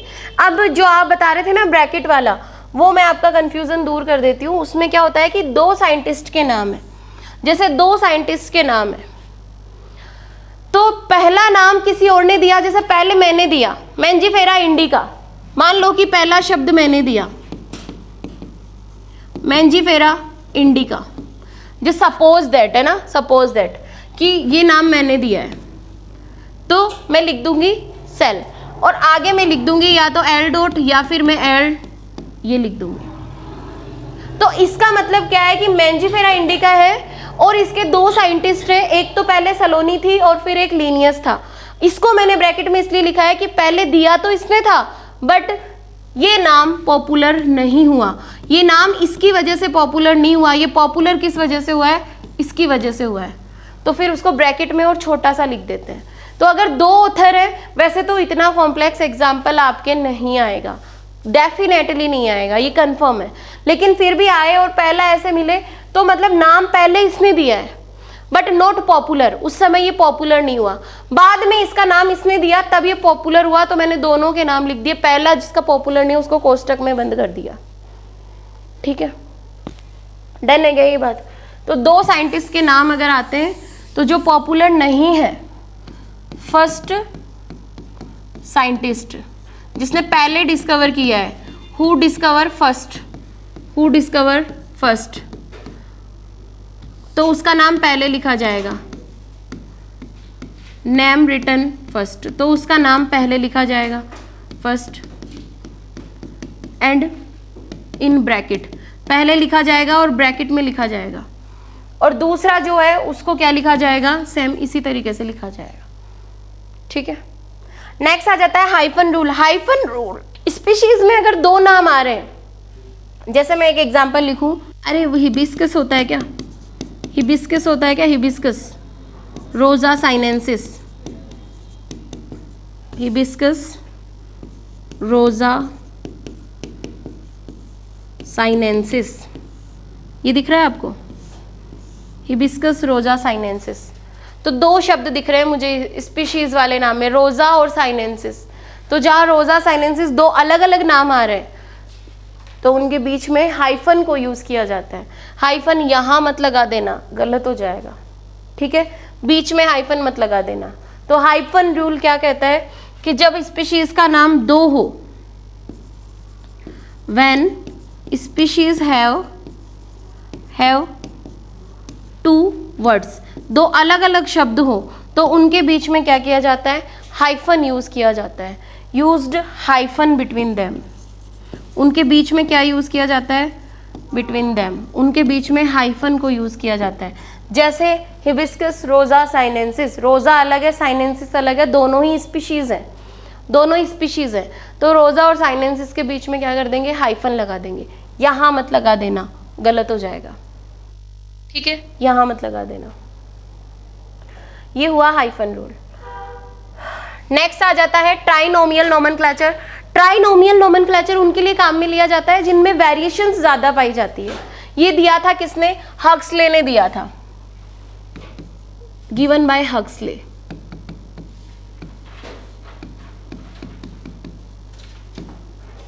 ये उनके लिए काम में लिया जाता है जिसमें क्या होता है, वेरिएशंस ज़्यादा आती है, यूज्ड फॉर मोर वेरिएशन, जिनमें वेरिएशंस क्या है, ज़्यादा है। तो पहला वर्ड आता है किसका, जीनस का। ट्राइनोमियल नोमेनक्लेचर में क्या होगा, पहला वर्ड जीनस का, दूसरा किसका आ जाएगा, स्पीशीज का, ये तो कभी नहीं बदलेंगे। तीसरा वर्ड होता है ना, वो आ जाता है वेराइटी का। अगर प्लांट है तो वेराइटी, और अगर ह्यूमन है तो, अगर मतलब एनिमल है तो सब स्पीशीज बोलते हैं ना, सब स्पीशीज इसमें, एनिमल्स में। आप देखते हो राइस की बहुत सारी वेराइटी आती है, तो आगे फिर उनके राइस का जो मेन नाम है वो तो वही रहेगा, जीनस और स्पीशीज, तो आगे अलग अलग वेराइटियों के नाम लिख देते हैं। तो जब 3 नाम कब दिए जाते हैं, जब उनमें वेरिएशंस ज़्यादा हो, ज़्यादा वेराइटी पाई जाती हो। और वेराइटी जो शब्द है ये प्लांट्स के लिए काम में आता है, हमारे लिए स्पीशीज। जैसे हमारा नाम क्या है, ट्राइनोमियल है, होमो सैपियंस सैपियन है। अपना पूरा नाम क्या है, पता है क्या आपको, अपना पूरा नाम क्या है ह्यूमंस का, होमो सैपियंस सैपियंस, ये है अपना पूरा नाम। तो ये जीनस है, ये स्पीशीज है, और ये क्या है फिर, ये सब स्पीशीज है। आई क्या बात समझ में, ये सब स्पीशीज है। तो ये है ट्राइनोमियल नोमेनक्लेचर। तो ध्यान रखना, जीनस, स्पीशीज, और ये क्या हो जाएगा, सब स्पीशीज। जैसे फॉर एग्जाम्पल मैं आपको बताती हूँ, फॉर एग्जाम्पल आप यहाँ पे देखो, पहला है कॉलीफ्लावर। कॉलीफ्लावर में जीनस ब्रासिका, स्पीशीज ओलेरेसिया, और वेराइटी आ जाती है बोट्राइटिस। वेराइटी अलग हो गई ना कॉलीफ्लावर की। कैबेज की देखो, ब्रासिका, ओलेरेसिया, लेकिन वेराइटी अलग है, कैपिटेटा।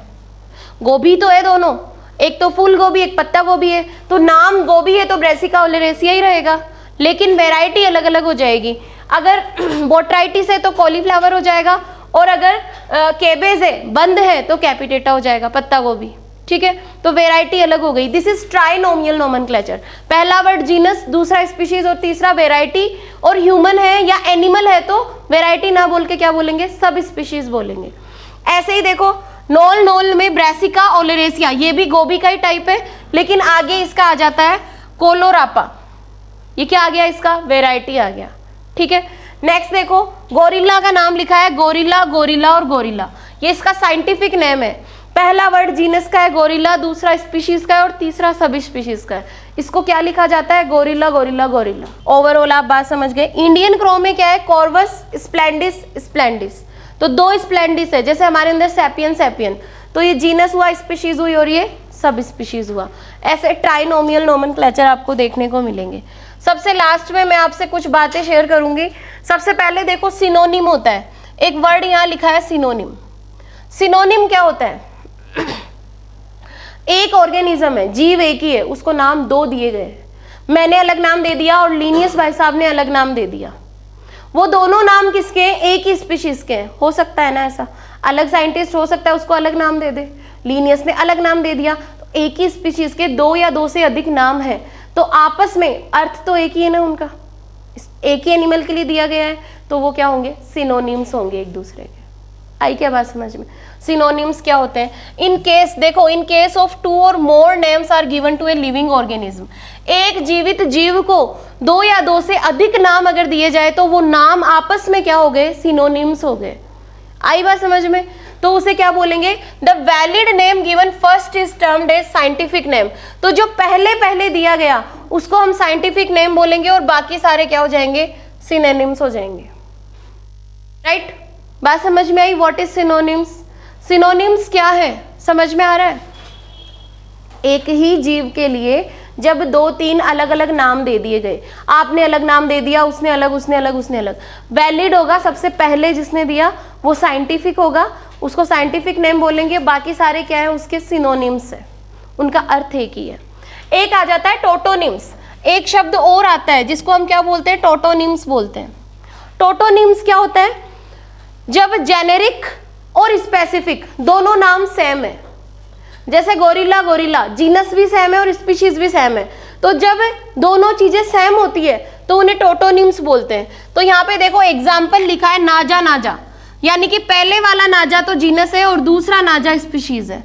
रेटस, रेटस चूहे का नाम है, रेटस रेटस, तो पहला वर्ड जीनस है और दूसरा वर्ड स्पीशीज है, तो इन्हें क्या बोला जाता है? टोटोनिम्स बोला जाता है। ठीक है, तो आपको ये पूछा जा सकता है क्वेश्चन रेटस रेटस लिख के दे दे और ये क्या है, तो आप लिखोगे कि ये टोटोनिम्स है, जहां जीनस और स्पीशीज दोनों के नाम क्या है? सेम है। ठीक है, नेक्स्ट देखो, ये टोटोनिम्स जो होते हैं ना, ये सिर्फ किस में वैलिड है? जूलॉजी में है, ये प्लांट्स में नहीं होते। टोटोनिम्स कभी भी प्लांट्स में नहीं होते हैं। ऐसे स्टेटमेंट आ सकता है आपके सामने कि टोटोनिम्स प्लांट्स में नहीं होते हैं, ये सही है या गलत है? बिल्कुल सही है, ये केवल एनिमल्स में होते हैं। जैसे गजेला गजेला, गोरिल्ला गोरिल्ला, ठीक है, नाजा नाजा, ये शब्द एनिमल्स में देखने को मिलेंगे। अब ICBN, इसका फुल फॉर्म देख लो, international code of botanical nomenclature. ठीक है, ध्यान रखना, ICZN international code of zoological nomenclature, यहाँ ऑफ नहीं 4 आएगा। International code for botanical nomenclature और ICZN का फुल फॉर्म है international code of zoological nomenclature. ICBN plants के लिए नोमेनक्लेचर करता है, ICBN प्लांट्स का द्विनाम पद्धति बाइनोमियल नोमेनक्लेचर करता है, वो सारे नियम ये इसमें लिखे होते हैं। और ICZN जो है ये क्या करता है? एनिमल्स के लिए रूल्स देता है। ठीक है, फिर ICNB international code of nomenclature of bacteria, bacteria का नोमेनक्लेचर करने के लिए जो ब्रांच है उसको बोलते हैं ICNB। और एक आ जाता है ICNCP international code of nomenclature for cultivated plants, cultivated plants के लिए जो करते हैं वो कौन करते हैं? ICNCP। तो आपको क्या करना है, ये क्यों लिखा है, आपको इनकी फुल फॉर्म ध्यान में रखनी है, इनकी फुल फॉर्म पे क्वेश्चन आता है। ठीक है, तो फुल फॉर्म याद रखनी है, international code for botanical nomenclature, international code of zoological nomenclature, international code of nomenclature of bacteria, और लास्ट में आ जाता है international code of nomenclature for cultivated plants,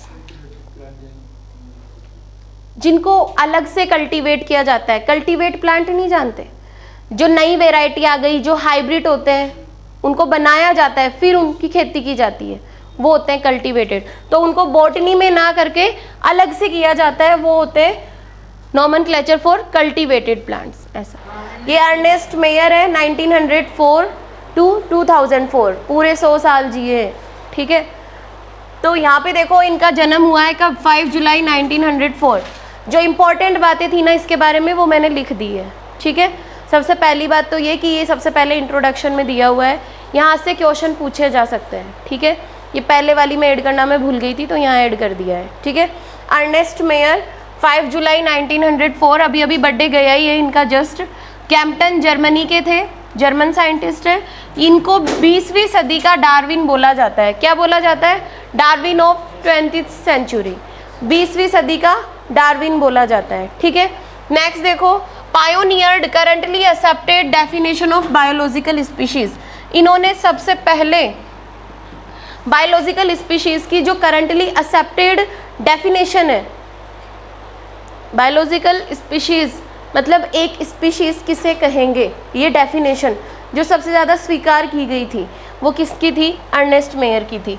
इन्हें ट्रिपल क्राउन ऑफ बायोलॉजी भी कहा जाता है। क्या कहा जाता है? ट्रिपल क्राउन ऑफ बायोलॉजी, क्योंकि इनको बायोलॉजी में 3 प्राइज़ मिले थे। एक इंटरनेशनल प्राइज़ था, एक क्राफोर्ड प्राइज़ था और एक बेल्जियन प्राइज़ था। तो ये 3 इंटरनेशनल प्राइज़ मिलने के कारण इनको क्या बोलते हैं? ट्रिपल क्राउन ऑफ बायोलॉजी बोला जाता है।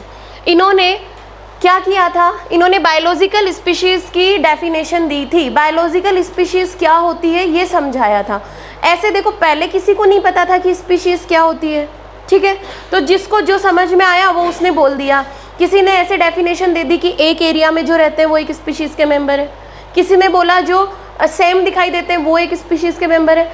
इन्होंने क्या बोला था? इन्होंने ऐसी बात बोली थी कि वो एक स्पीशीज़ के मेंबर है जो आपस में सेक्सुअली रिप्रोड्यूस कर सकते हैं, आपस में इंटरब्रीड कर सकते हैं। और इंटरब्रीड करना वो तो कोई भी कर सकता है, दूसरी स्पीशीज़ के बीच में भी हो सकता है। लाइक डंकी और हॉर्स, 2 अलग अलग स्पीशीज़ है, उनके बीच भी हो सकता है। लेकिन इसके आगे इन्होंने एक बात और कही थी कि उनसे जो उत्पन्न होने वाला बच्चा है, जो उनकी संतान है, जो उनकी ऑफस्प्रिंग है, वो कैसी होनी चाहिए? फर्टाइल होनी चाहिए। वो कैसी होनी चाहिए? फर्टाइल। लेकिन हॉर्स और डंकी के कॉम्बिनेशन से जो म्यूल बनता है, क्या वो फर्टाइल था? नहीं था। तो इन्होंने डेफिनेशन क्या दी कि एक स्पीशीज के मेंबर वो मेंबर होते हैं जो एक आपस में सेम दिखाई देते हैं, जो आपस में इंटरब्रीडिंग कर सकते हैं और एक फर्टाइल ऑफस्प्रिंग को प्रोड्यूस करते हैं। वो क्या कहलाते हैं? एक स्पीशीज के मेंबर कहलाते हैं। तो इनकी जो डेफिनेशन थी ना वो सच में बहुत आउटस्टैंडिंग थी और इस डेफिनेशन को सबने स्वीकार किया क्योंकि सब में कमियां आ रही थी। किसी ने बोला एक एरिया में रहने वाली स्पीशीज़ है, तो दूसरे साइंटिस्ट ने उसमें कमी निकाल दी कि अच्छा एक एरिया में तो एक डॉग और एक ह्यूमन भी रह सकता है, तो क्या वो एक स्पीशीज़ है? नहीं है, ठीक है। लेकिन इसका कोई एक्सेप्शन नहीं था, ये सभी ने स्वीकार किया कि बिल्कुल आप सही कह रहे हो, ठीक है। तो बायोलॉजिकल स्पीशीज़ कंसेप्ट क्या था, किसने दिया था, ये आपको ध्यान रखना है। 20वीं सदी का डार्विन कहा जाता है और ट्रिपल क्राउन ऑफ बायोलॉजी कहा जाता है, ये ध्यान रखना, ठीक है। कहाँ थे, कहाँ इन्होंने एजुकेशन करी थी, किस चीज़ के प्रोफेसर थे, ये सब बातें उसमें लिखी हुई है, लेकिन इतना ध्यान नहीं रखना, बस ये मोटा मोटा ये बात है, ये ध्यान रखना, ठीक है। तो जो इम्पॉर्टेंट चीज़ें थी वो मैंने लिख दी है।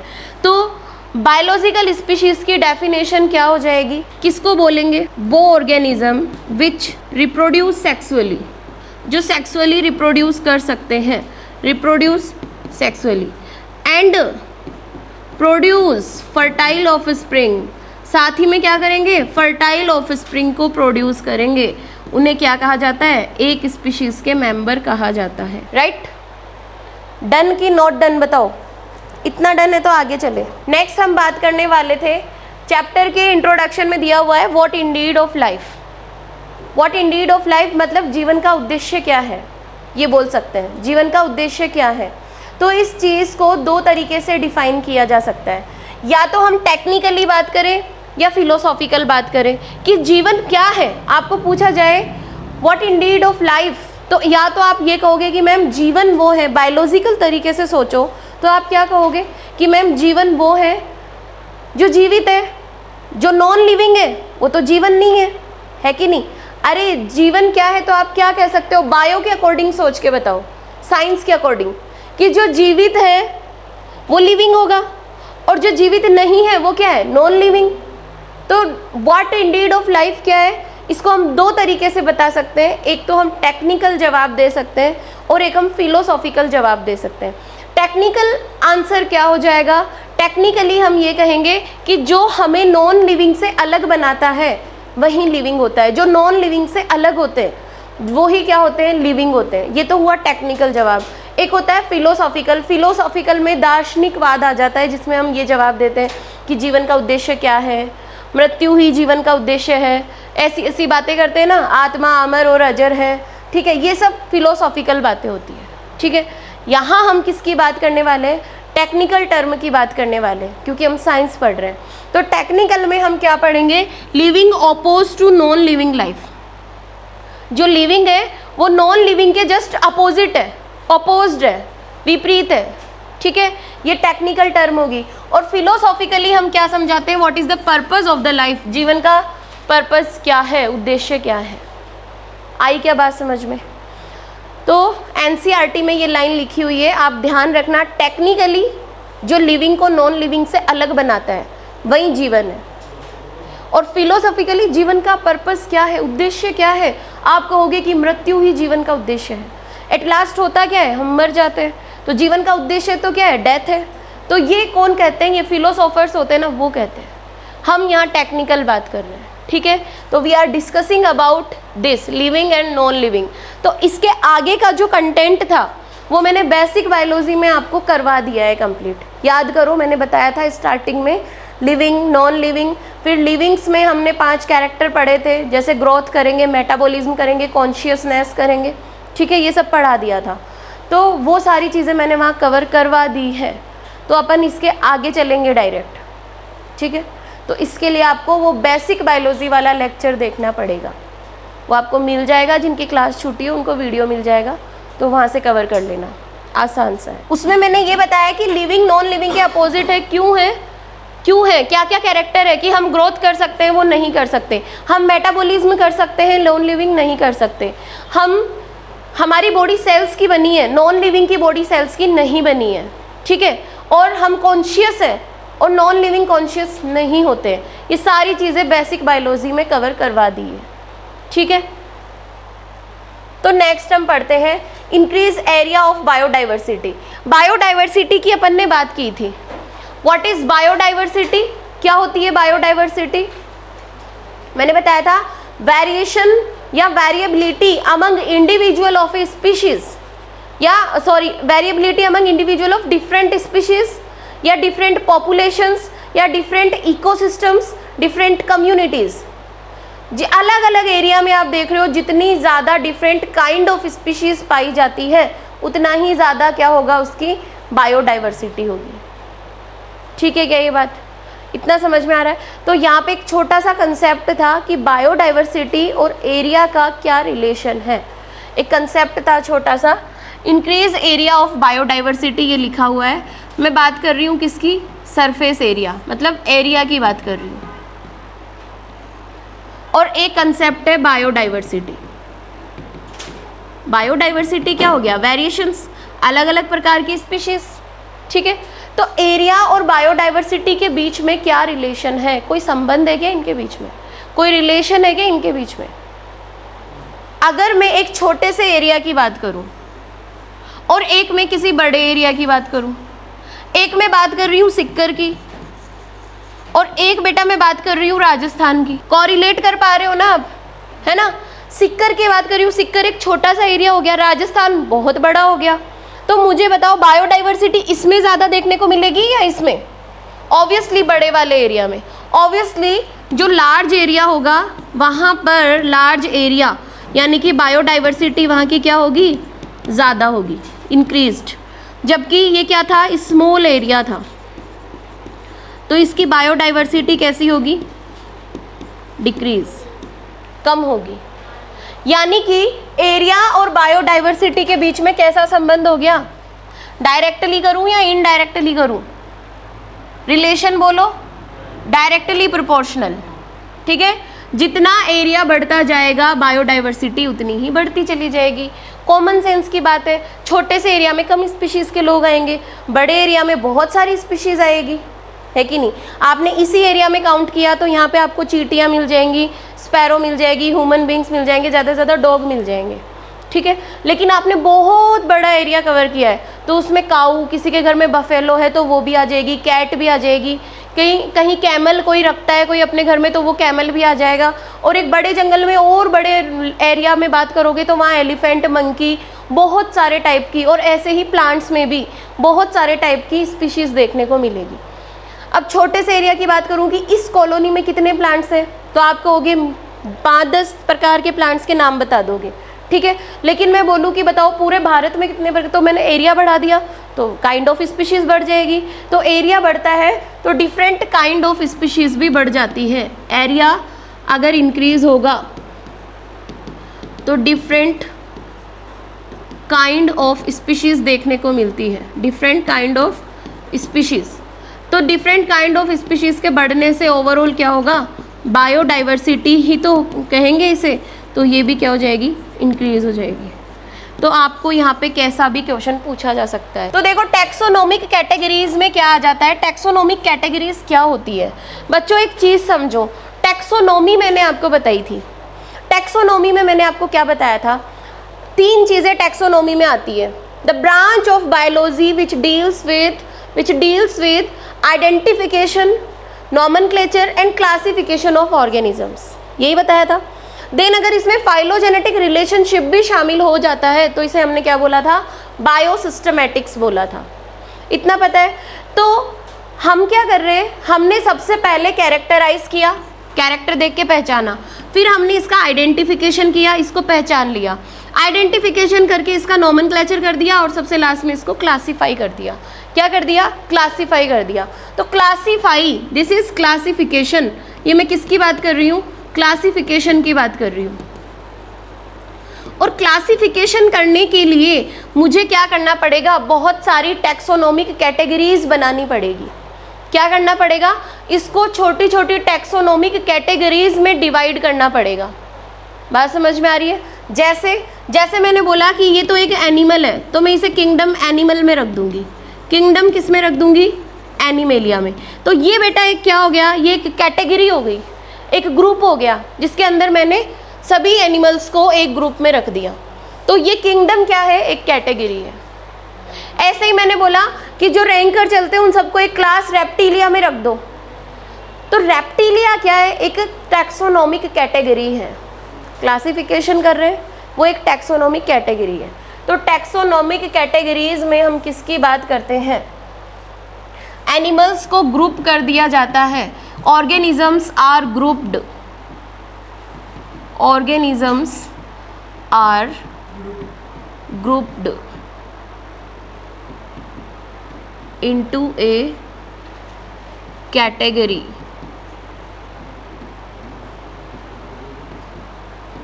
on the basis of similarities।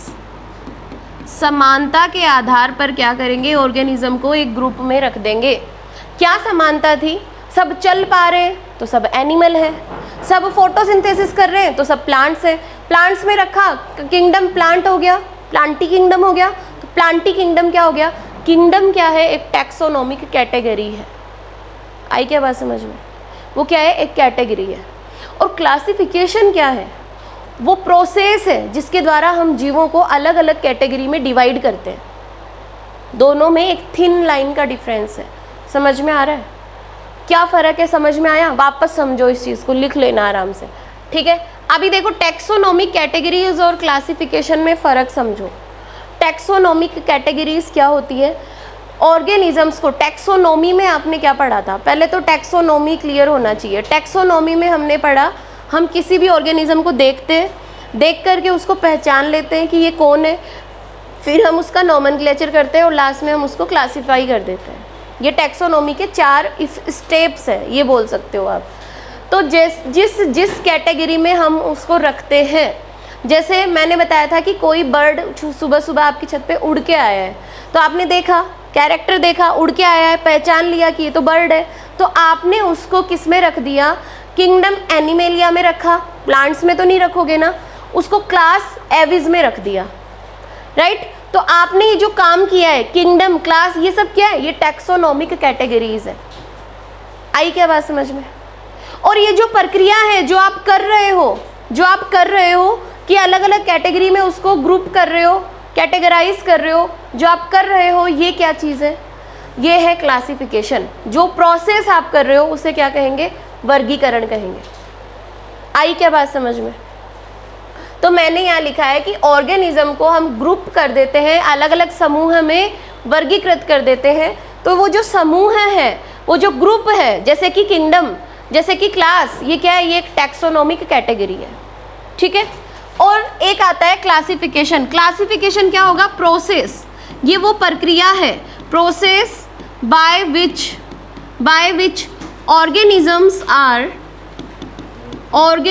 Are grouped into a convenient category।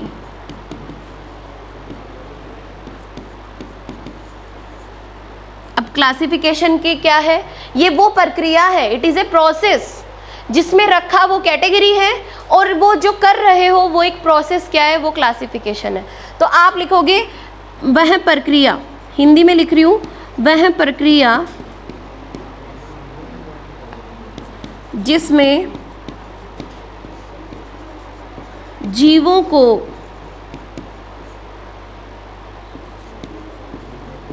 उनकी समानता के आधार पर, जीवों को उनकी समानता के आधार पर एक उपयुक्त श्रेणी में रखा जाता है, उपयुक्त श्रेणी में रखा जाता है। उस प्रक्रिया को क्या कहा जाता है, क्लासिफिकेशन कहा जाता है। Grouped into a convenient category based on similarities, based on similarities, line complete करना, similarities. So what is classification, समझ में आया? जीवों को उनकी समानता के आधार पर किसी एक समूह में, एक उपयुक्त कैटेगरी में, एक उपयुक्त श्रेणी में विभक्त करना, डिवाइड करना, ग्रुप करना, उसे क्या कहेंगे, उस प्रोसेस को क्या कहेंगे, क्लासिफिकेशन। और जिसमें डिवाइड करोगे वो क्या है, वो एक कैटेगरी है, उसे हम बोलेंगे एक टैक्सोनॉमिक कैटेगरी, ठीक है। टेक्सोनोमिक कैटेगरी का एक काम करो, एग्जाम्पल कर लो तो आपको और ज़्यादा क्लियर हो जाएगा। एग्जाम्पल लिख लो इसका, इसका एग्जाम्पल क्या हो जाएगा? हाँ, वेरी गुड। जैसे कि किंगडम, तो किंगडम एक कैटेगरी हो गई, ठीक है। क्लास एक कैटेगरी हो जाएगी, ऑर्डर एक कैटेगरी हो जाएगी, और क्लासिफिकेशन जिसके द्वारा इन सब में आप रख रहे हो उस प्रोसेस को क्या कहेंगे? क्लासिफिकेशन कहेंगे। तो ध्यान रखना, स्टेटमेंट यहाँ से पूछे जा सकते हैं आपको, ठीक है। तो नेक्स्ट देखो टैक्सोन। नेक्स्ट हम किसकी बात करने वाले हैं? टैक्सोन और कैटेगरी दोनों में क्या फ़र्क है? दो चीज़ें आती है, टैक्सोनोमिक कैटेगरी और टैक्सोन, और एक वर्ड आता है क्या? कैटेगरी। दोनों शब्दों में क्या फ़र्क है? छोटा सा फ़र्क है, ध्यान रखना। एक टैक्सोन एक एनिमल हो सकता है, एक टाइगर, मक्का, मेज़ और रोज़, ये क्या हो सकते हैं? एक टैक्सोन हो सकते हैं। एक स्पीशीज़, एक किंगडम, एक फैमिली, एक जीनस, ये क्या है? Taxonomic category. अभी तो लिखा है kingdom, phylum, class, order, species, ये सब क्या है? अभी तो लिखा है। नेक्स्ट देखो, नेक्स्ट मैंने यहाँ एक लाइन लिखी है, classification is not a single step process. यहाँ एक इंपॉर्टेंट लाइन है, ये एनसीईआरटी की लाइन है, एज इट इज मैंने इसको लिखा है, classification is not a single step process. Classification एक ऐसा प्रोसेस नहीं है कि सिंगल स्टेप है, इसमें आपको एक ही स्टेप करना है, नहीं, बहुत सारी स्टेप्स हैं। बहुत सारी स्टेप्स कैसे बता सकते हो? कैसे कैसे बताओ? Very good. अलग अलग लेवल होते हैं इसमें, जैसे कि किंगडम, जैसे कि क्लास, जैसे कि फैमिली, जीनस, ऑर्डर, अलग अलग लेवल है। तो क्लासिफिकेशन ऐसा नहीं है कि एक ही स्टेप की प्रोसेस है और हो गई, ऐसा नहीं है। इसमें बहुत सारी स्टेप्स इंक्लूड होती हैं, हर एक लेवल, प्रत्येक लेवल देखो, but involves hierarchy of steps. इसमें पदानुक्रम होता है, हायरार्की मतलब पदानुक्रम, यानी कि स्टेप बाय स्टेप, सीढ़ियाँ हैं, सीढ़ियाँ। तो ऐसा नहीं है कि एक सीढ़ी चढ़नी है, स्टेप बाय स्टेप आपको सीढ़ियाँ चढ़नी है। तो ये हायरार्की है जिसमें प्रत्येक स्टेप, जिसमें प्रत्येक सीढ़ी किसको बताती है? एक रैंक या एक कैटेगरी को डिफाइन करती है। एनसीईआरटी की लाइन है, एज इट इज मैंने लिखी है, this is very very very important line, यहाँ से क्वेश्चन बन सकता है। सो what is taxonomy? It is not a classification, it is not a single step process, multi step process है, और इसकी प्रत्येक स्टेप, प्रत्येक सीढ़ी किसको बताती है? एक कैटेगरी को बताती है। तो आप क्या करते हो? ऐसे ही तो डिवाइड करते हैं हम, किंगडम लिखते हैं, फिर क्लास लिखते हैं, फिर ऑर्डर लिखते हैं, ऐसे ही तो लिखते हैं। तो ये एक मल्टी स्टेप प्रोसेस है कि नहीं है? स्टेप्स दिख रही है आपको, और प्रत्येक स्तर, ये एक स्टेप, ये एक रैंक है या एक कैटेगरी है। अरे टैक्सोनॉमिक कैटेगरी, इससे ही तो बोला था, 10 बार बता चुकी। तो ये एक प्रत्येक स्टेप किसको बताता है? एक कैटेगरी को बताता है। ये क्या है? ये एक कैटेगरी है। ये क्या है? ये एक कैटेगरी है। तो यहाँ लिखा है category is a part of overall taxonomic arrangement. Category क्या है? पूरा अरेंजमेंट है। कैटेगरी इसका एक छोटा सा पार्ट है। This is A category and category is a part of this system, this classification. तो यूनिट ऑफ क्लासिफिकेशन भी इसे बोला जा सकता है। ये यूनिट ऑफ क्लासिफिकेशन है। वर्गीकरण की इकाई कौन है? अरे यूनिट ऑफ क्लासिफिकेशन कौन है? किसके लिए लिखा है? एक टैक्सोनॉमिक कैटेगरी क्या है? एक यूनिट है। तभी तो बहुत सारे यूनिट्स, किंगडम, क्लासिफिकेशन, ये सारे हम जो जोड़ रहे हैं, किंगडम जोड़ा, ऑर्डर जोड़ा, फैमिली जोड़ी, जीनस जोड़, ये सब क्या है? टैक्सोनॉमिक कैटेगरीज है। तो मैं बोल सकती हूँ ना कि क्लासिफिकेशन एक सिंगल स्टेप प्रोसेस में, इसमें बहुत सारी स्टेप्स हैं, और प्रत्येक स्टेप, एक सिंगल स्टेप किसको बताती है? कैटेगरी, एक रैंक को बताती है। तो रैंक क्या हो गई? रैंक टैक्सोनॉमिक अरेंजमेंट का एक छोटा सा पार्ट हो गया। रैंक कह दो या कैटेगरी कह दो, एक ही बात है, पार्ट हो गया ना छोटा सा। तो इस छोटे से पार्ट को, बिल्डिंग ब्लॉक हो गया ही। हमारे अंदर सबसे स्मॉलेस्ट पार्ट सेल होती है, इसलिए हम उसको यूनिट ऑफ बॉडी बोल देते हैं, स्मॉलेस्ट, फंक्शनल, स्ट्रक्चरल। तो इसकी यूनिट कौन हो गई? एक रैंक, एक कैटेगरी, एक इसकी यूनिट बन गई।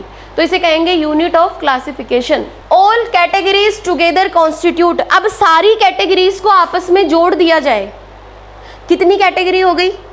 Keep pots clean, keep pots clean, otherwise family get सिक, बताया था। तो kingdom, phylum, class, order, family, genus, species, ये एक क्या हो गई?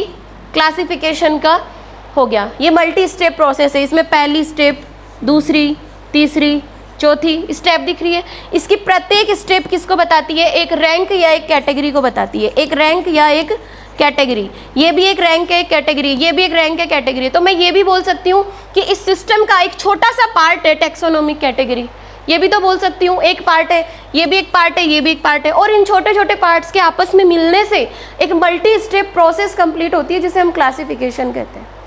तो यहाँ पे पॉइंट लिखा है कि सारी कैटेगरीज आपस में मिलकर के कॉन्स्टिट्यूएंट मतलब मिलकर के क्या बनाती है? क्या बनाती है? टैक्सोनॉमिक हायरार्की बनाती है। तो बेटा इसको क्या कहेंगे? इसको टैक्सोनॉमिक हायरार्की कहेंगे। वर्गीकी पदानुक्रम, हिंदी में कहते हैं टैक्सोनॉमिक हायरार्की, वर्गीकी पदानुक्रम। डन। तो यहाँ पे लाइन लिखिए कि सारी कैटेगरीज मिलके क्या बनाती है? टैक्सोनॉमिक हायरार्की बनाती है। और ईच कैटेगरी को हम यूनिट ऑफ क्लासिफिकेशन कहते हैं। एक इकाई क्या हो जाएगी? एक कैटेगरी, ठीक है। तो रिप्रेजेंट ए रैंक, जो एक रैंक को बताती है और एक टैक्सोन को बताती है। जैसे किंगडम, क्लास, बाकी के सारे जो मैंने यहाँ पे लिखे हैं, किंगडम, फाइलम, ऑर्डर, जीनस। आई क्या बात समझ में? बातें समझ में आ रही है? टैक्सोनॉमी क्या है, बायोसिस्टमैटिक्स क्या है, क्लासिफिकेशन किसे कहते हैं, टैक्सोनॉमिक कैटेगरीज क्या होती है, रैंक क्या होती है और टैक्सोन क्या होता है, ये सारी बातें आपके माइंड में क्लियर होनी चाहिए, ठीक है। ये छोटे छोटे कंसेप्ट अपन ने पढ़ लिए हैं। एक दो क्वेश्चन यहाँ से बनते हैं, ज़्यादा क्वेश्चन नहीं बनते। लेकिन अगर आई एम डैम श्योर अगर क्वेश्चन आ गया स्टेटमेंट या अजर्शन का, गलत करके आओगे। इस चैप्टर से भी तुम गलत करके आओगे, ये कंफर्म है। क्योंकि इसमें छोटा छोटा फर्क है। रैंक क्या है, टैक्सोन क्या है, टैक्सोनॉमिक कैटेगरी क्या है, छोटा छोटा फर्क है। लाइन में इतना ज़्यादा घुमाया हुआ मिलेगा आपको कि आप डिफ्रेंशिएट नहीं कर पाओगे। इसलिए इसको ढंग से पढ़ लो। इतना आसान चैप्टर है, इसका कुछ गलत नहीं होना चाहिए। जेनेटिक्स से हो जाए तो मैं माफ़ कर दूंगी, बायोटेक से हो गया मैं माफ़ कर दूंगी, इसके लिए मैं माफ़ नहीं करूँगी क्योंकि ये पूरा थ्योरेटिकल है। तो नेक्स्ट देखो, यहाँ पे मैंने एक टैक्सोनॉमिक हायरार्की बनाई है जिसे क्या कहते हैं? वर्गीकी पदानुक्रम।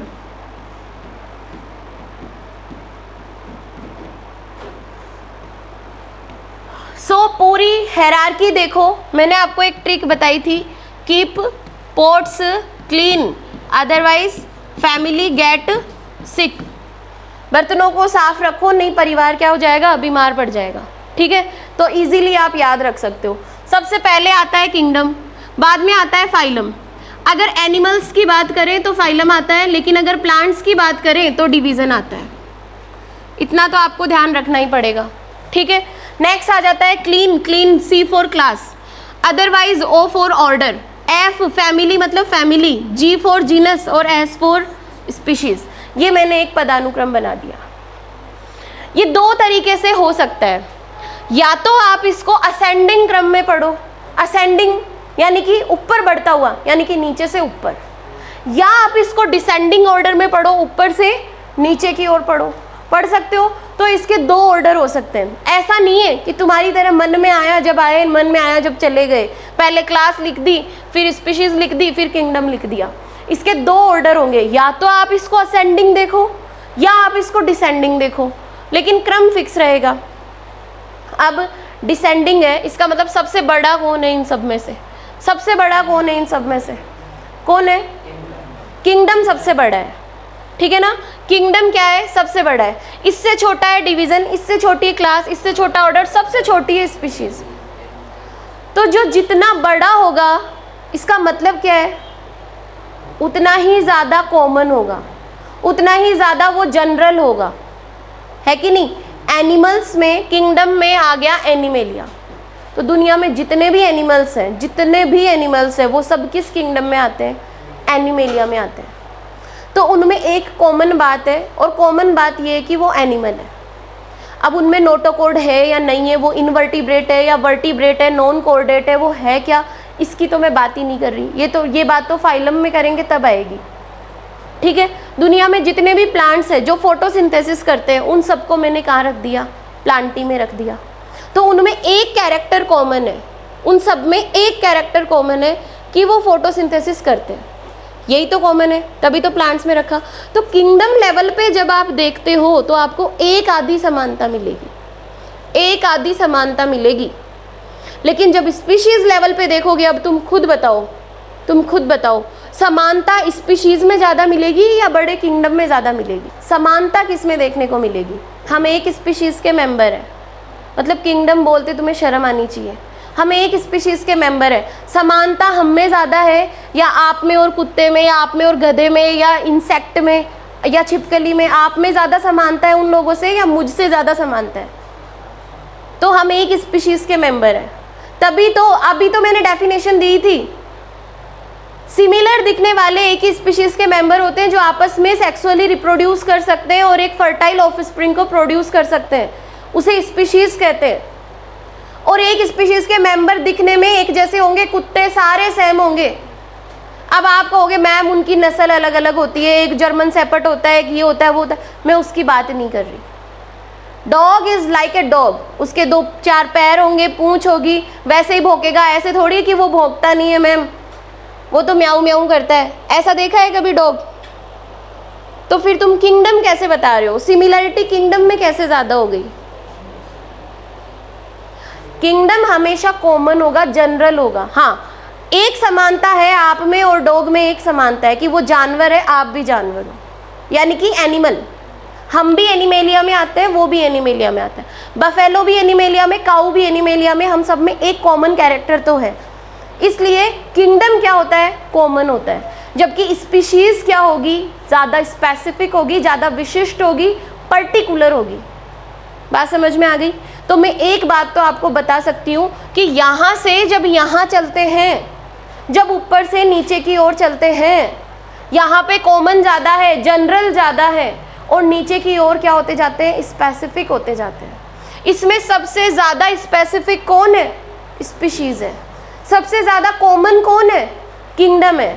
तो बच्चों मैंने यहाँ पे लिखा है हाईएस्ट टैक्सोनॉमिक कैटेगरी कौन है?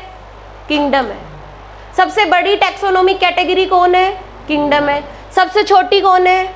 स्पीशीज़ है। इसमें कोई डाउट आएगा क्या ज़िंदगी में? कभी भी नहीं आना चाहिए। सबसे छोटी, इसे लोएस्ट भी बोलते हैं, स्मॉलेस्ट भी बोलते हैं, इसे फंडामेंटल भी बोलते हैं, और इसे बेसिक भी बोलते हैं। कोई खास बात नहीं है, सब बातें एक ही चीज़ है। आपको पूछी जाए फंडामेंटल कैटेगरी कौन सी है?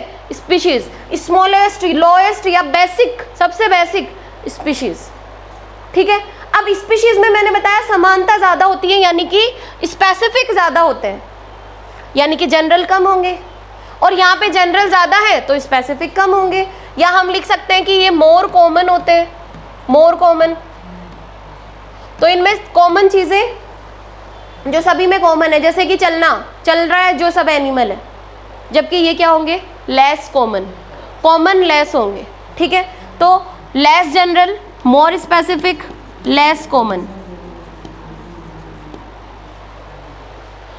डन है क्या? आ गया समझ में? ठीक है। ये यहाँ पे मैंने जो भी कुछ लिखा है ना, ये किंगडम से लेके यहाँ तक स्पीशीज तक, ये इधर मैंने जो कुछ भी लिखा है, ये क्या है? ये क्या है? ये सारी की सारी क्या है? ये किंगडम एक टैक्सो, ऐसा नहीं है कि पूरा तो टैक्सोनॉमिक हायरार्की हो गई, पूरा तो पदानुक्रम हो गया। ये किंगडम क्या है? ये एक टैक्सोनॉमिक कैटेगरी है। फाइलम क्या है? ये एक कैटेगरी है। अब मैं आपको पूछूं what is super class? This is a taxonomic category. आप कहोगे मैम व्हाट इज क्लास? आप कहोगे मैम ये एक टैक्सोनॉमिक कैटेगरी है, या हम इसे रैंक भी बोल सकते हैं मैम, हम इसे रैंक भी बोल सकते हैं। जीनस क्या है? ये एक टैक्सोनॉमिक कैटेगरी है। स्पीशीज क्या है? ये एक कैटेगरी है। लेकिन मैं कह दूं तो फिर बताओ कि होमो क्या है? आप कहोगे मैम होमो तो जीनस है। अरे जीनस है वो तो मुझे भी पता है, मैंने लिख रखा है, मैं ये नहीं पूछ रही। इसे मैं क्या कहूँगी? आप कहोगे ये एक टैक्सोन है, ये एक टैक्सोन है। स्पीशीज एक टैक्सोन है, मैमेलिया एक टैक्सोन है। ये सारे के सारे क्या है? एक टैक्सोन है। अब आ गई क्या बात समझ में? ये ज़्यादा कॉमन है, ज़्यादा कम स्पेसिफिक है, ज़्यादा जो कॉमन है। तो नीचे आते हैं तो धीरे धीरे स्पेसिफिसिटी बढ़ती है। ठीक है। लेकिन अब इसी को उल्टा कर दो, ऊपर जाओगे तो जनरलिटी बढ़ेगी, है कि नहीं? अरे नीचे आ रहे हैं तो स्पेसिफिसिटी बढ़ रही है। आप लिख लो इन चीज़ों को लिख लो। मैं यहाँ शो कर देती हूँ। कान इधर से पकड़ो या इधर से पकड़ो, एक ही बात है। देखो ऊपर से जब नीचे जाते हैं तो स्पेसिफिसिटी डाउन हो जाती है। मैं डिसेंडिंग ऑर्डर की बात कर रही हूँ, ध्यान रखना, यहाँ पे लिखा हुआ है डिसेंडिंग ऑर्डर, यानी कि ऊपर से नीचे जा रहे हैं तो सॉरी स्पेसिफिसिटी बढ़ती चली जा रही है, सॉरी स्पेसिफिसिटी क्या हो जाएगी, बढ़ती चली जाएगी, लेकिन जनरलिटी क्या होती जाएगी, कम होती जाएगी। सेम इसी तरीके से नीचे से ऊपर चल रहे तो स्पेसिफिसिटी कम होती जा रही है, ठीक है। तो आप यहाँ लिखोगे स्पेसिफिसिटी कम होती जा रही है, कम, जबकि जनरलिटी क्या होती जा रही है, बढ़ती जा रही है, ठीक है। आया कंसेप्ट समझ में? आपने क्या पूछा था, नीचे से ऊपर जाते हैं तो क्या होता है, तो कॉमन बढ़ते हैं, कॉमन बढ़ेंगे, ऊपर की ओर जाते जाएंगे, नीचे आते जाएंगे तो स्पेसिफिक कैरेक्टर बढ़ते चले जाएंगे, ठीक है। ये कॉमन शब्द है ना, कॉमन शब्द, ये कंफ्यूज करेगा, कॉमन वर्ड यहाँ से हटा दो। जनरल ठीक है, जनरल ठीक है, कॉमन वर्ड रहने दो। कॉमन मतलब तो क्या हो गया, जो कॉमन आ रहा है, यानी कि समानता, और समानता मतलब स्पेसिफिसिटी हो गई। तो हम ये बोल सकते हैं मोर कॉमन या मोर स्पेसिफिक, ये बोल सकते हैं। ये कॉमन वर्ड मैंने यूँ बोल दिया था, कॉमन, ठीक है, ध्यान रखना। मोर कॉमन यानी कि ऐसे बोलते हैं ना, कॉमन ले लो, कॉमन मतलब दोनों में जो समान है उनको ब्रैकेट के बाहर लिख दो, तो समानता ज़्यादा है यानी कि कॉमन ज़्यादा है। तो अब तो जनरल शब्द ध्यान में रखना, ठीक है। देखो मैंने इसको इसलिए लिख दिया था कि कॉमन का अर्थ सामान्य होता है जनरली, और जनरल मतलब भी सामान्य होता है ना, इसलिए मैंने लिख दिया था, तो इसका ध्यान रखना। लेकिन अब तो समझ जाओगे ना, कंफ्यूज तो नहीं होगे ना। ये कह रहा है कि स्पीशीज से जब किंगडम की ओर जाते हैं, स्पीशीज से किंगडम की ओर जाते हैं तो जनरलिटी बढ़ती है, स्पेसिफिसिटी कम होती है। और उसमें क्या लिखा हुआ है कि क्या हो जाते हैं, कॉमन कैरेक्टर डिक्रीज हो जाते हैं, तो कॉमन कैरेक्टर धीरे धीरे कम होते जाएंगे। इसमें तो एक ही कॉमन कैरेक्टर आएगा कि सब एनिमल है, इसमें 2 आएंगे, 3 आएंगे, और इसमें तो अधिकतर कैरेक्टर सेम होंगे, अधिकतर, मोस्ट ऑफ 99.9%, ठीक है। अब समझ जाओगे, ठीक है, इसमें कंफ्यूज मत होना। तो आई होप कि आपको ये समझ में आ गया। तो नेक्स्ट हम टैक्सोनॉमिक हायरार्की की बात करेंगे। अभी हमें क्या करना है, ये लास्ट पॉइंट है, बस हमें एक पॉइंट्स के बारे में डिस्कशन करना है। स्पीशीज़ क्या है, फिर जीनस क्या है, फिर किंगडम क्या है, इन सब की बात करनी है। जैसे स्पीशीज़ क्या हो जाएगी, डेफिनेशन क्या हो जाएगी, group of organism of similar characters, है कि नहीं। किसे कहेंगे स्पीशीज, ये तो अपन पढ़ चुके हैं ना। स्पीशीज किसे कहेंगे, ये तो पढ़ चुके हैं। क्या, एक ही प्रकार के समान लक्षणों को प्रदर्शित करने वाले जीवों का ग्रुप, उस समूह को क्या कहेंगे, स्पीशीज कहेंगे। जो सेक्सुअली रिप्रोड्यूस कर सकती है, जो एक फर्टाइल ऑफस्प्रिंग प्रोड्यूस कर सकती है, वो क्या होती है, स्पीशीज होती है। ये लोएस्ट बेसिक फंडामेंटल और सबसे नीचे वाला लेवल होता है टैक्सोनॉमिक हायरार्की का, और ये सबसे ज़्यादा स्पेसिफिक होते हैं और लेस जनरल होते हैं। खत्म, ठीक है। तो इसके बारे में आपको सब पता है। Group of organism of similar character which can reproduce sexually and produce fertile offspring और हम इसे क्या बोल सकते हैं, reproductively isolated from others, ठीक है क्या। इस बात का अर्थ क्या है, ये समझ में आया क्या। अब मैं लिख दूं कि जो स्पीशीज़ है ये लोएस्ट या स्मॉलेस्ट या बेसिक या फंडामेंटल यूनिट ऑफ क्लासिफिकेशन है, बोल सकते हैं क्या, राइट। क्या होती है स्पीशीज़, आप ये बोल सकते हो क्या, मोर स्पेसिफिक होती है क्या, मोर स्पेसिफिक, या मैंने इसके पास में अभी क्या लिखा था, मोर कॉमन, यही लिखा था ना, ध्यान रखना, और लेस जनरल।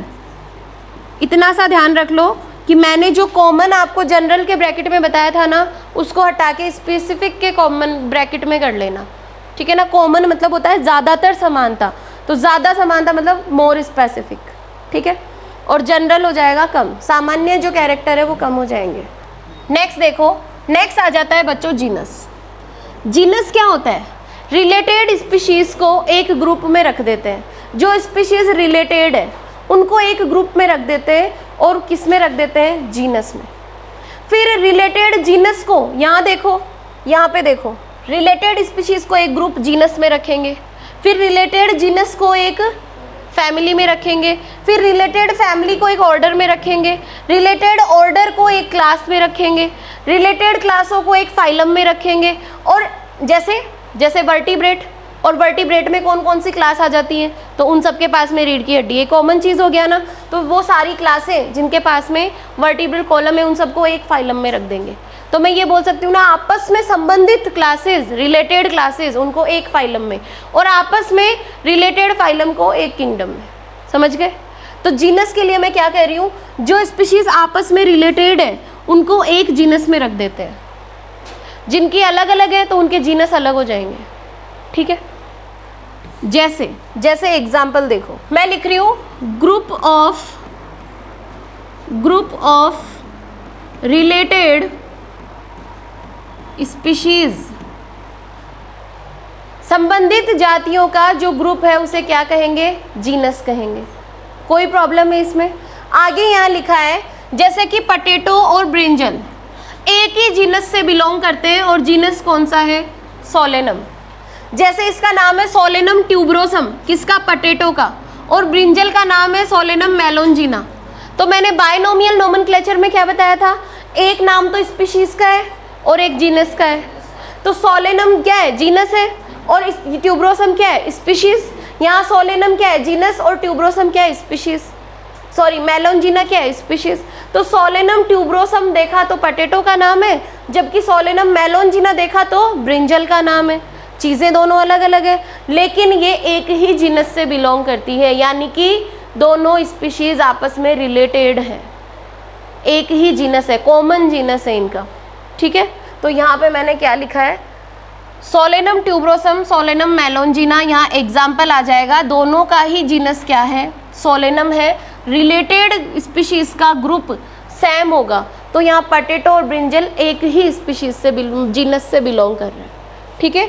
इसके आधार पर मैंने बताया है कि जैसे कि यहाँ पे देखो, लियोन, लियोपार्ड और टाइगर, ये चारों ही, तीनों ही किससे बिलोंग करते हैं? एक ऑर्डर है, सॉरी एक जीनस है पैंथेरा, उससे बिलोंग करते हैं।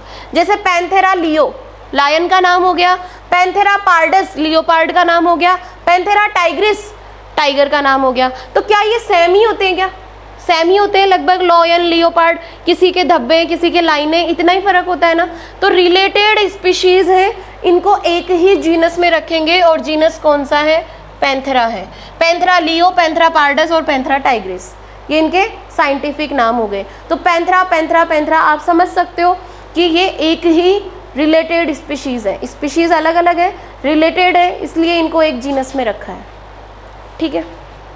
नेक्स्ट यहाँ पे लिखा है देखो, मोनोटाइपिक जीनस और पॉलीटाइपिक जीनस, दो टाइप के जीनस होते हैं। एक है मोनोटाइपिक जीनस और एक होता है पॉलीटाइपिक जीनस। ये और ध्यान में रख लेना, मोनोटाइपिक एंड पॉलीटाइपिक।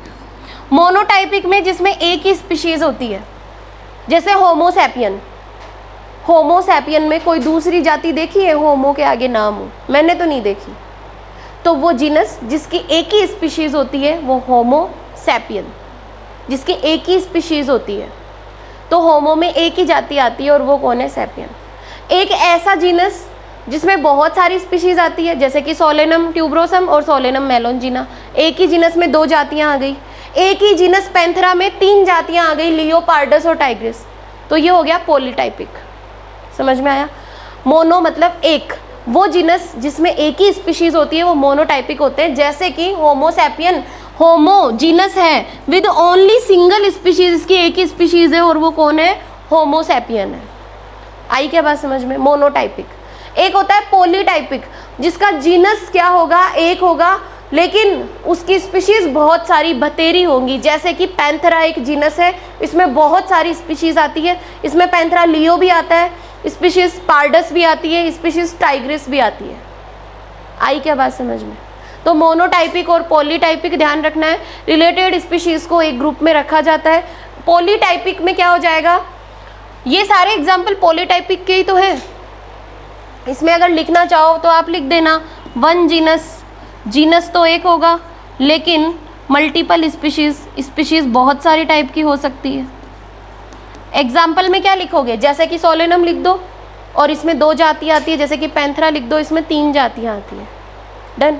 यहाँ पे देखो लिखा हुआ है kingdom, phylum, class, order, family, genus, species, ऐसे कैसे बना लेना इसको, ये सारी बातें मैंने समझा दी है। नीचे से ऊपर की ओर जा रहे हैं तो देखो कॉम्प्लेक्सिटी इंक्रीज हो रही है और कॉमन कैरेक्टर्स क्या हो रहे हैं, डिक्रीज हो रहे हैं। ठीक है, तो ये चीज़ ध्यान में रखना। जनरल कैरेक्टर्स बढ़ते जा रहे हैं।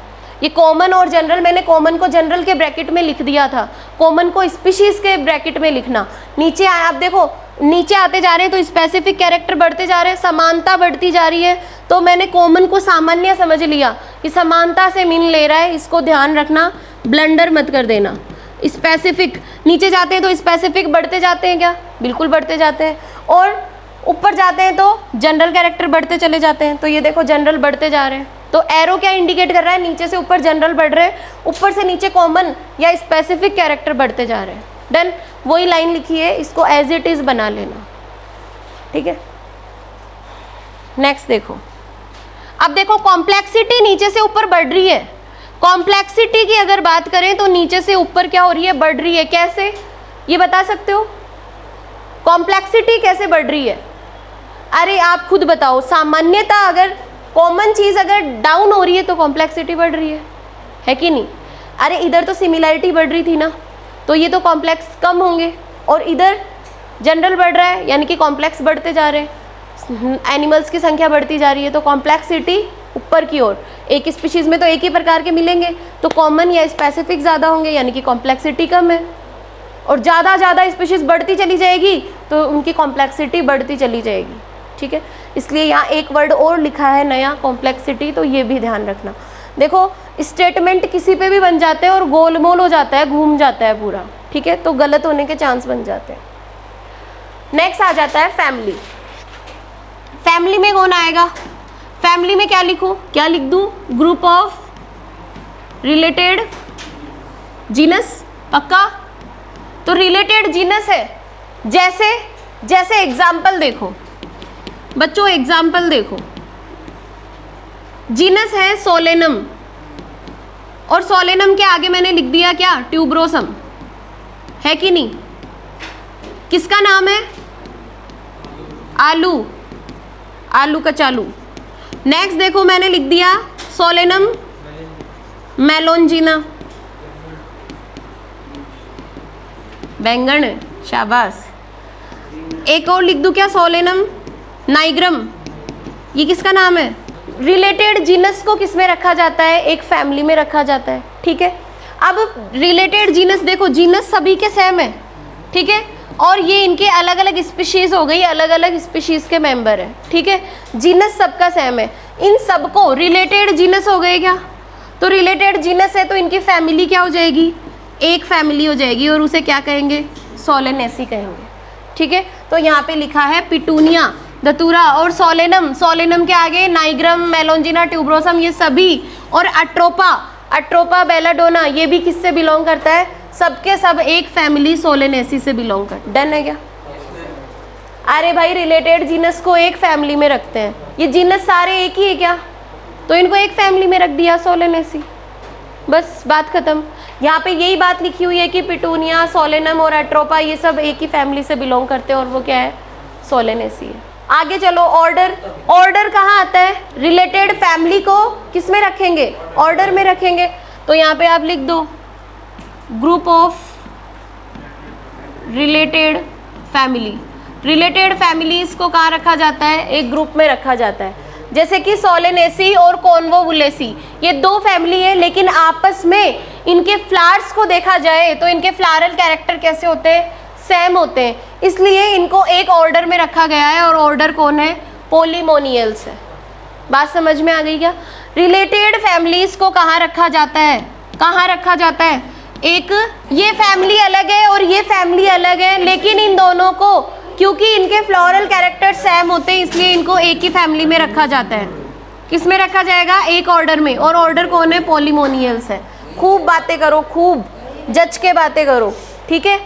बातें कर लो, बाद में पढ़ लेंगे, ऐसे कर लेते हैं, पहले बातें कर लो फिर पढ़ लेंगे। प्रायोरिटीज डिसाइड करनी पड़ेगी ना, प्राथमिकता क्या है? बातें करना, right? This is secondary thing. बातें कर लो आराम से। मैं खुद ही पढ़ रही हूँ, खुद ही पढ़ा रही हूँ, क्योंकि मुझे ही पढ़ना है, मुझे एग्जाम देना है। आपकी थोड़ी एग्जाम है, मेरी एग्जाम है, ठीक है? क्लास में क्या आ जाएगा? Group of related orders. Orders को एक रिलेटेड ऑर्डर है, उनको एक किस में रख देंगे? एक क्लास में।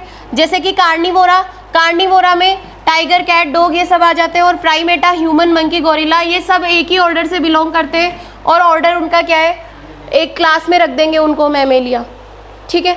तो रिलेटेड ऑर्डर्स एक ही ऑर्डर से बिलोंग कर रहे थे, ये भी एक ही ऑर्डर क्या है? प्राइमेटा, कार्निवोरा क्या है? ऑर्डर। और इनको कहाँ रखा गया है? रिलेटेड ऑर्डर्स को एक क्लास में रखा गया है। और क्लास क्या है? मैमेलिया में रखा गया है। यानी कि मैमेलिया एक क्लास हो गई। हम ये कह सकते हैं मैमेलिया क्या है? क्लास। और क्लास में क्या आते हैं? Related orders. तो प्राइमेटा भी इसी में आ जाएगा, प्राइमेटा, और कार्निवोरा भी इसी में आ जाएगा, क्योंकि इनके पास भी मेमोरी ग्लैंड है, इनके पास भी मेमोरी ग्लैंड है। तो रिलेटेड दोनों जीनस को, दोनों ऑर्डर्स को कहाँ रख दिया? एक क्लास में रख दिया। आगे चलो, आगे देखो, रिलेटेड क्लास को कहाँ रखेंगे? फाइलम में रखेंगे। तो मैं क्या बोल सकती हूँ? Group of related class. Related class की ग्रुप को कहाँ रख देंगे? एक फाइलम में रख देंगे। जैसे कि फाइलम कॉर्डेटा में क्या क्या आ जाता है? ओस्टिकथीज आ जाती है, कॉन्ड्रिकथीज, एम्फीबिया, रेप्टिलिया, एविजोर, मैमेलिया आ जाते हैं, ठीक है? इन सबको कहाँ रखा है? एक ही फाइलम कॉर्डेटा में रखा है। नेक्स्ट देखो, नेक्स्ट आ जाता है किंगडम में क्या आ जाएंगे? ग्रुप ऑफ रिलेटेड फाइलम है कि नहीं? फाइलम आ जाएंगे। जैसे कि प्लांट्स में कौन आ गया? एल्गी, ब्रायो, टेरिडो, जिम्नो, एंजियो सब आ गए।